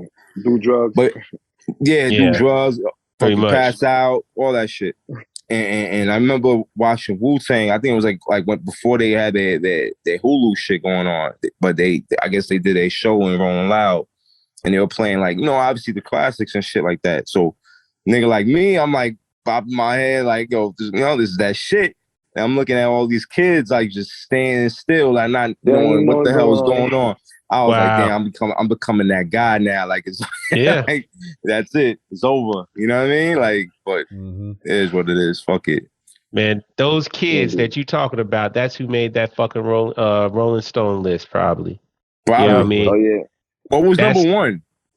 Biggie, Notorious Big, Ready to Die. Okay. But number two was what? Number two, Outkast, Stank on You. Yeah. No. Was it Stank on You? It wasn't. Yeah. Or Aquemini. One of those. Either or, it didn't belong wherever the fuck it was. Yeah, it didn't make no sense, whatever it was. Meg Thee Stallion was above Gangstar, bro. That's crazy. Yeah, the list was definitely created by people that were casual observers. Yeah, casual listeners.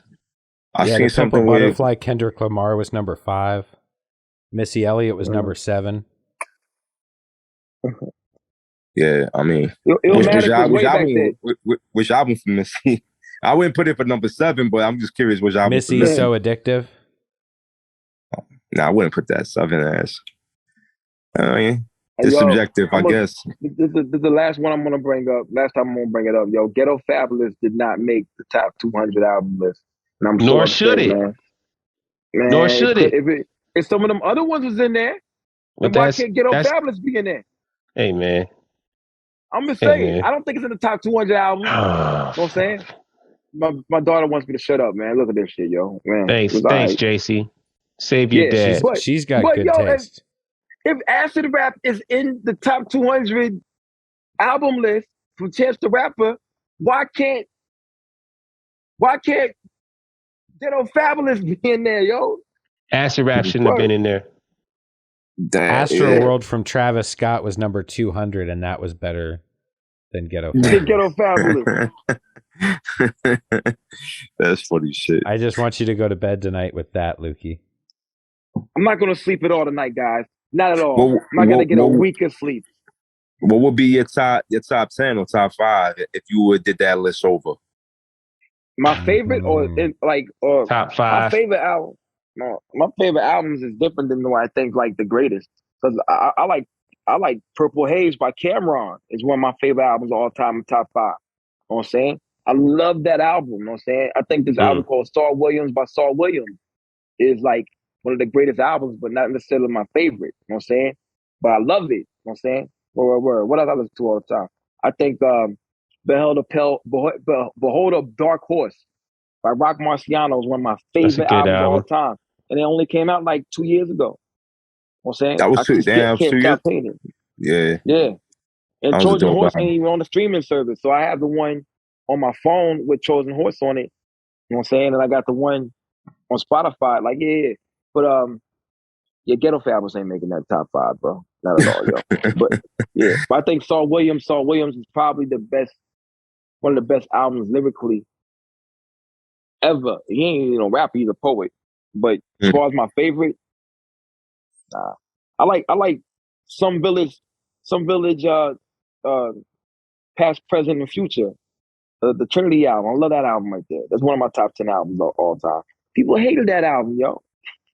Yeah, I mean, shit. I mean, it's all subjective and shit like that. Whatever makes you feel, everything if it makes you feel a certain way, that's all that matters. Exactly. Everybody else is just an opinion. Some people think fucking Jay-Z albums is whack or you know what I mean? Like, or Biggie, they're not a fan of Biggie and shit like that. Like, certain shit is like, it's whatever, you know what I mean? It's all opinion. Obviously, but yeah, that's a good thing about music. You have your taste and everybody else got their taste. Some people can't get into Doom. I could. I like Doom. Yeah, I fuck with Doom. Yeah. But it has to be a certain mind to understand and try to get into that frequency and that level to tap into that type of shit. You know what I mean? People can't tap into that frequency at all, yo. They like, I mean, I'll be at work playing hip hop shit, and like niggas be just like not feeling it. But you put on some Kodak Black, they be going crazy. It's the vibration, like you said. It's a vibrational thing. I mean, think about the drill music thing, like the drill, like I can't. Can you imagine the drill music like a cipher, like all of them in a circle just rapping, but like drill though, like. I bet every rapper's gonna talk about a drum. I got the drum on me. They're gonna be getting I just sturdy. got my titties done. Hey, slow. Yeah, exactly. All ad-libs. All ad-libs. In a cipher, that would be insane to see that. I'd be like, what are y'all doing, man? And then just like you said, man, now I'm that guy. I'm that old. Get out of here, old man. Talking shit about us. Like, you guys sound like shit. What do you know about music? Niggas like, go listen to the Beastie Boys or something. You like, oh shit. Hey, yo, go Nas your life away, nigga. We don't fuck with Nas over here. Right. We don't listen to that. Nas X. We don't listen to that boom bap bullshit over here. Only Nas we recognize is Little Nas X. Exactly. That's what they say. That's Montero, the hottest album of all time. Yeah, that's crazy. That shit is wild, man. But it's a different era, different generation. But it, like you said, hip hop is subjective. There's no best. There's no only thing is true and definitive is science and mathematics. A lot of times people lie about the findings of the science and mathematics. So there's no definite yes or no really anymore unless you prove it yourself with science and mathematics. If you don't know the science and mathematics, you don't know if it's true anyway. I could tell you 400 times the quantum theory of something, whatever, blah, blah, blah. and tell you that's the answer. But am I telling you the truth? You don't know the quantum physics shit to let you know that shit's true. So I just gotta believe you, or you just gotta believe me. You know quantum physics? I don't know that shit, bro. I'm sorry, Carl. Nah, nah. But you know, yeah, nah, absolutely. I mean, shit. I mean, listen, you try. For me, I aim at not trying to be dated. You know what I mean? Like, I don't want to be that guy to be like tuning out to all the youngest shit that's going on. But you know, I feel like the skill level slacked a lot. You know what I mean? But it's just pretty much the times. Like going back to like, can you see a kid now doing these ciphers and it's gonna be all drill side. It just sounds insane and it looks insane in my mind of how that shit will go. But you still got the thing about everything too is that everything's coming back in 360. I mean, who would have thought that we're talking about vinyls and even boom bap. I don't even like to use the term boom bap. It's just pretty much traditional hip hop. You know what I mean? Like boom bap is a dope term. It's traditional hip hop. It's how it started. You know what I mean? And if you think about it, right, everything progressed in the years, right? So you had Run DMC, then you had Rakim, and then Rakim led to Nas. So it was always a level stepping up, and then it just went all the way down, and then it's like, no, this now slowly coming back up because now you got younger dudes that their fathers was listening to Nas and Jay-Z, and they influenced off of that shit, like, you know what I mean? So that's coming back 360. Like, I always look at guys who's like I always look at like an Uncle John who's in his mid 20s, early 20s, and Stalker and YL in their 20s. These guys are like, you know, they were babies on that time, so. The fact that they probably got influence off of like an older figure in their life and they're doing what they're doing now and being dope at it, that shit is dope. And it shows how everything is just coming back around. Even outside of the people who actually grew up in the 90s and born in the 80s, late 70s. You know, now you got kids who 90s babies just bringing back the shit that we like, you know what I mean? But doing it in their way and their level of music. And the dope shit about it is none of them sound the same. That's what I love about it the most. None of them I love Stalker. The Stalker YL. They go in and they go in live too. They live show fucking immaculate. Yeah, that's what I'm saying. But like fucking CD. That's what I'm saying. Like all these dudes sound different though. It ain't like how like I mean, you know, I like drill music for certain people, certain artists, but it becomes the same thing. It becomes the same shit. It becomes like that. Like you don't even know what they're talking about. It's just at this point, it's just all rumble. You know what I mean? But but the one that stood out to me the most is the one that's not here is Pop Smoke because of his voice. You know what I mean? Like his voice just gave me that DMX shit. Like I'm like, oh, his voice is crazy. Right. But outside of that, I mean, all of them just it's the same shit. But with this shit going on, as far as like this renaissance, everybody sound different. Everybody got their own legitimate style, even with the production. Like, don't get me wrong, it's all influenced from what we grew up listening to, but everybody got their own little niche. So you'd be like, nah, this is a sex place. You know what I'm saying? Like, and we all recognize each other as producers. Like, yo, nah, he got some shit. Nah, he got some shit. It's like some type of from a distance or in person, people salute each other, depending on the person too. Because you know, we don't know internal beefs that niggas probably have, but I know for me when I link up with dudes or I see dudes in the mix, there's always a homage and respect, you know.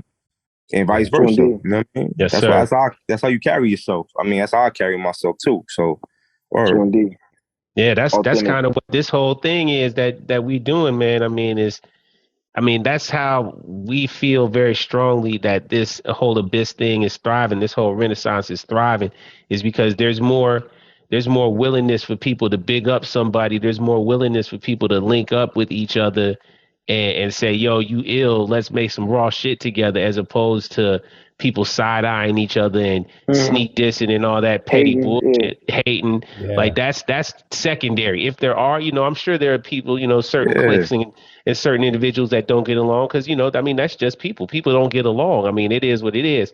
But at the same time, it's not to the point where it's stifled any sort of creativity, man. You having so many connect the dot moments happen out here that are coming up with raw project. For example, that joint with Mickey Diamond you just did. You know, that's like, you know, that's a connected dot moment. You know what I mean? It's that's what makes this whole abyss, this renaissance raw, man. Yeah, he's one of my favorite rappers that I came upon this shit. Oh, last year. Yeah. Last year. Yeah. Mine too. Ditto. Mickey Diamonds. I've been. He his voice is crazy. I like Water a lot. Water from Chicago. Water. Hell yeah. Yep. Who else? Big Spencer. I mean, these are guys. Big Spencer been doing it for a minute, but as far as like I've been tapping into a lot. Water, Mickey Diamonds, YL Stalker. Obviously, you know, Rome Streets, Uncle John, like people who already tapped in for a minute. But as far as the new guys, who else? Pro Dillinger. Our guy. Yeah. Like the whole umbrella joint, the whole umbrella movement that they got going on. Cream, I've been fucking with a lot. Yeah. There's a bunch of them dudes that I even now that I'm still coming upon that I didn't even know that they were a part of that clique because I feel like they recruit every month. They've expanded in the last year a lot. Yeah, I remember seeing like 5, and then I ended up seeing like a whole they did a concert, and it was like 8, 9 of them. I was like, oh shit, like all right, but man, a year ago it was Snotty and Pro Dillinger, and they were just bringing Mickey into the fold. And then, I mean, they've just added so many levels. Substance 810, John Creasy. Big Trip, Max 9, J Royale. Josiah, J Royale. Yeah. Come on, man. I mean, and Josiah just put out run for them. Some crazy shit. Yeah, man. Check that shit. Yeah, man. So I just love coming upon like new artists that I never heard of, and they fucking dope. So I've been going back to a point, even before I did the Mickey joint with him, like that one joint we did. I just went into this whole arsenal. Let me just listen to him and tap in and get into the zone. And he ill. He's my favorite rapper. That Dangerous series is dope. Yeah, he's crazy with it. And but word. That's what's up. Mace is my favorite song so far this year. Yeah, that's Cam versus Mace. We get 5. We get flag out.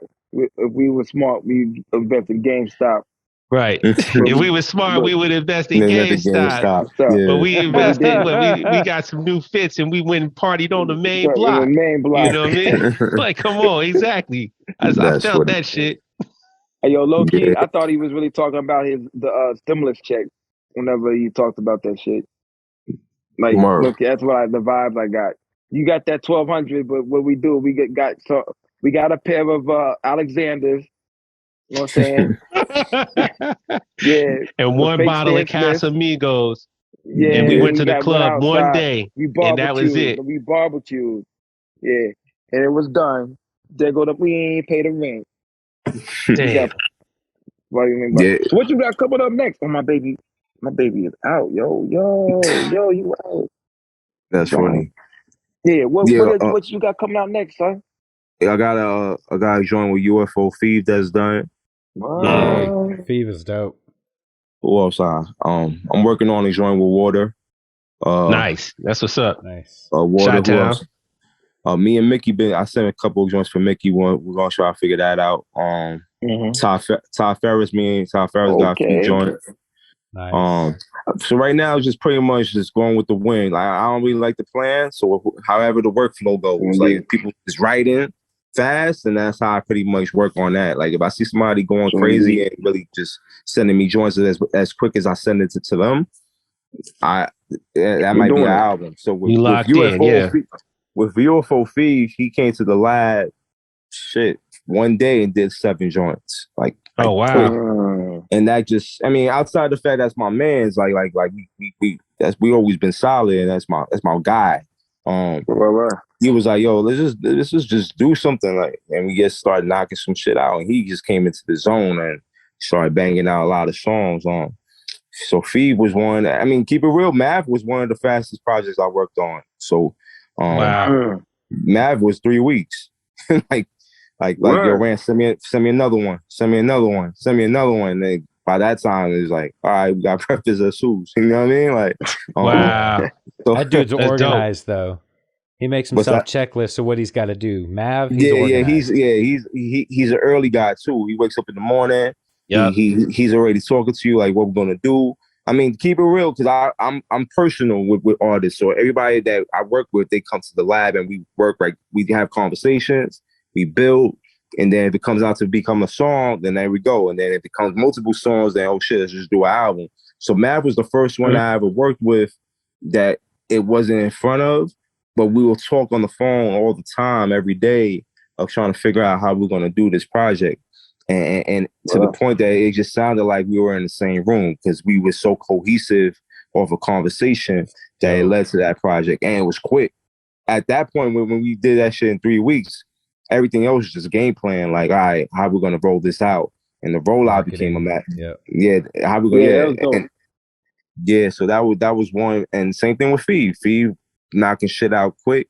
Now it's like, yo, how we gonna roll this out? How we gonna put this plan together? So I like to work like that now. Like, just like, let's figure this, instead of just dropping it, let's have a plan and how we're going to figure this project out so it can last long for the year. Because, you know, by the beginning of the year, everybody's already doing album of the year talk. Right. Like, yo, classic talk. Classic, all that shit. Yeah. But you want to move strategically. Yeah. One thing I don't like to do is drop in the last month of the year and drop in the first month of the year. I wanted to like in the middle time, or like around fall, spring, when people are outside, or fall. Give people to really digest it. Yeah. I mean, when I started going crazy with the projects, it was during quarantine. I was dropping the project a month, like nonstop, a month with different artists, and I was doing quarantine. So I think that's how it really worked out for me as a producer. That everybody was home, and it was just like, yo, this is just nonstop of music coming to them. And that's how they got tapped in. But that's what I noticed about it. But other than that, now it's just a little more strategic, like how we gotta have a video stand like right next to it when we drop it. Even with vinyls, vinyls take a while to press up. So I like to drop the project with the vinyl rather than just drop the project and then wait on the vinyl. Pre-orders. I never did pre-orders. That shit's a headache. I can imagine it could be a headache because I just think about it as a consumer. Like, if I would buy something, I want my shit as fast as possible. Like, send it to me. Like, I don't want to keep nobody waiting. So when I have vinyl, that's what I'm saying. When I have vinyl and somebody buy for me, I send that shit out the next day because I don't want to hear shit. Like, yo, where my vinyl? Did you ship it? Here's the track listing. Leave me alone. Not to say it like that, but just like, like, here you go. Here you go. Transaction complete. Here we go. Yeah, you know what I'm saying? And I talk back, like, yo, expect the delivery in a couple days, weeks. You already have it already in your email and your DM. You're already notified, So, but I can't imagine doing pre-orders and people hitting you constantly of like, yo, when is it coming? When is it dropping? Threats. I'm gonna kill you when I see you. Like, like, yo, man, like I can't imagine that. That shit would bug me out. Like, this dude want to kill me for a vinyl. For a vinyl. Well, and you familiar with All Guns No Butter? Nah. Oh man. Oh, you gotta follow him on Instagram. Go on Instagram, follow him. This whole vinyl conversation, you'll be like, oh shit. All right. Yeah, I mean, names are so precise. He's like a surgeon. I'll send you a link. Yeah, send me a link. I'll definitely check it out. The main one was how they take the pre-order money, buy drugs, sell the drugs, and then purchase the vinyls. Then buy the vinyl. That's why they create a shipping tag, then sell more drugs, then buy vinyl. That's funny shit. I mean, but it sounds so true. Yeah, yo. I mean, they be dudes that be buying vinyl from rappers, and they'll have that shit in their possession and won't ship that shit out 6 to 7 months later. Like I'll send it to them when I send it to them. I'm like, yo, that's crazy.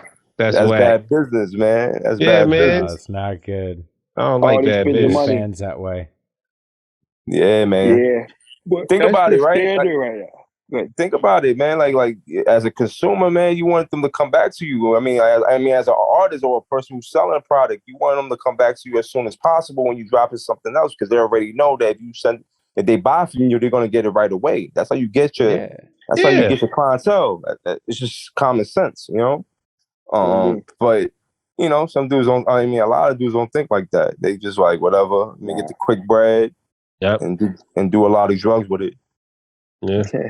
And some of them, the standard, the gold standard of hustlers. Some of them dudes are scumbags, yo. Like, yeah, that too. Talk like that so talk. boom, like so they business etiquette is not that good anyway. So it's like, they're short you and shit. So they don't be surprised if they short you in real life. That's what I've come to realize. Now, if you their people, my experience is some of the most gangsters people I know have loved me like they love themselves. But someone they don't know, that they ain't invested to, no, not good. So that's the way I have to look at it now. Like if a rapper, if I buy a verse from a rapper and they don't send it, I can't be surprised they didn't do that shit. You know what I'm saying? Because some of our business etiquette is not that good. Carl's laughing over there. Nah, I ain't a fan of that, man. Don't do bad business, man. If you're gonna get into business, do it right. Yeah, do it right, like, and don't do the runaround. Like just keep it on it. Like, I don't got the time, or that's it. Be honest, tell the truth. Be honest. Yeah, I can take it. I can deal with it. If you say, yo, it ain't gonna be ready for another 3 weeks, cool. That's cool, man. Whatever. Don't just keep on bullshitting, or not answering me, because then that's gonna irk me. That's gonna be a problem. That's absolutely right. I'm gonna reverse the order on the PayPal to get my money back. Yeah, man. But this is music, so there's gonna be there's a lot of personality, a lot of ego. So you're gonna run around with different people, gonna say one thing and then be the totally different person. I mean, it just comes with the territory. It's like I always treat this shit like it was high school in a certain sense. Everybody got this certain cliques, everybody got this certain ways of being, and that never change. And that's just who they are. You just gotta treat them accordingly, and that's it. You know what I mean? Like, he's one of them dudes that's gonna give me the run around, so I'm gonna just treat him like that. You know what I mean? Like that. Yeah, that's real. That's real. Indeed. But I gotta get this baby to sleep, man. Yeah. Word. This baby right here, we need to go to sleep, man. She need to take a bath. Knocked out. Yeah. Watch this.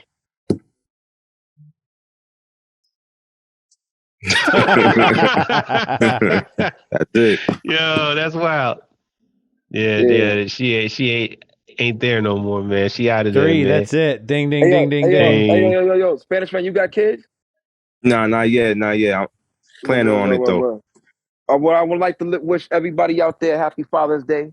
If this is after Father's Day, we're born. Yeah. When you have these, if you ever gonna have them, it's the best thing ever. But you can deal without them. You know what I'm saying? Word. Yeah. All my peoples who have kids, they always say the same thing. It's the greatest thing in the world. But if you can wait, just wait. But it's a blessing. I was 39. I'm 39, yo. So it's about time. Yo, it was like on weekends I could be doing a lot of stuff. All I want to do is go hang out with this little motherfucker right here, yo. Do shit like this. I'll be fucking with her. Yeah, she's sleep though. So you're gonna wake her up and she's gonna be pissed. That's gonna be she ain't gonna wake up. This is my kid. I know she's not gonna wake up. Like I say, all the bad cuss words. Well, she started frowning after the 4th arm drop, so I'm just but she's not getting up. She's not getting up though. She's not getting up. Yeah, she's over. Down for the count. Yeah, she is, yo. She is, yo. Well, let me get this baby back, man. It's a pleasure. Thank you for joining us, man. Yo. Yeah, man. Appreciate you coming through. We need to make the next time you come on, if you grace us with your presence again, please. We need to have an OK album list. The greatest OK albums list. That's it. I got come on. We're gonna do OK albums and OK songs and OK rappers. All the whole OKs. A bunch of OKs. I got you. Yeah. I got a few. There's a lot of OK albums. There's a lot of good albums. There's a lot of bad albums. There's a lot of OK joints. But I still think the most OK album is I Am from Nas. I guess the most OK. It just sounds funny though, but it's funny because it's true. Like it's okay. It's okay. It's okay. Yeah, it's okay. I get it. What year it came out? It came 99. out in 99. Yes, I waited in the line for that album. Yep. Damn. Wasted a whole bunch of time. I remember buying that album from watching what's the Nas's Like video.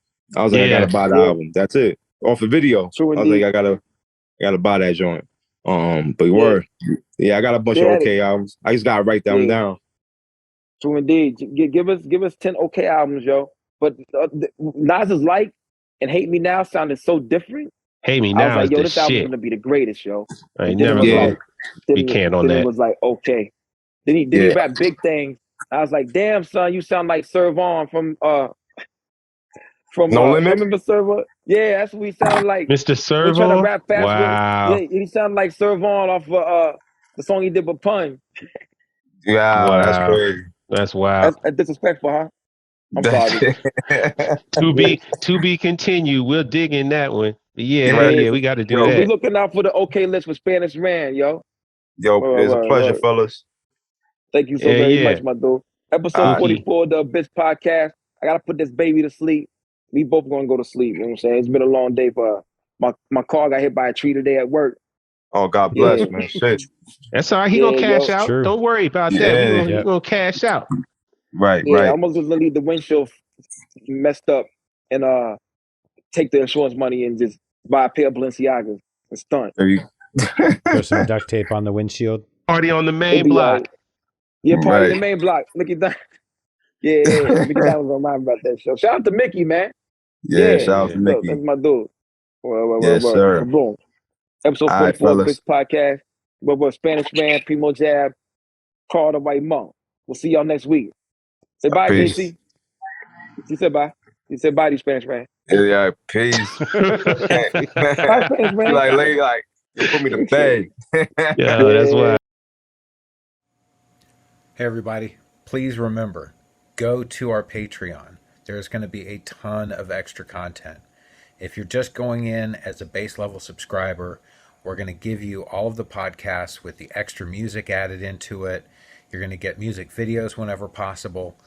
We are also going to just add extra content in there for the base level. But we will have 2 other levels. The second level is going to give you a lot of extra content. And the third level gives you the merch. So you can get that one-of-a-kind t-shirt that's only going to be available on the Patreon. But you're also going to be able to get a certified investor's mug. Yes. If you want to check it out, you can go take a look at the Patreon. It's there.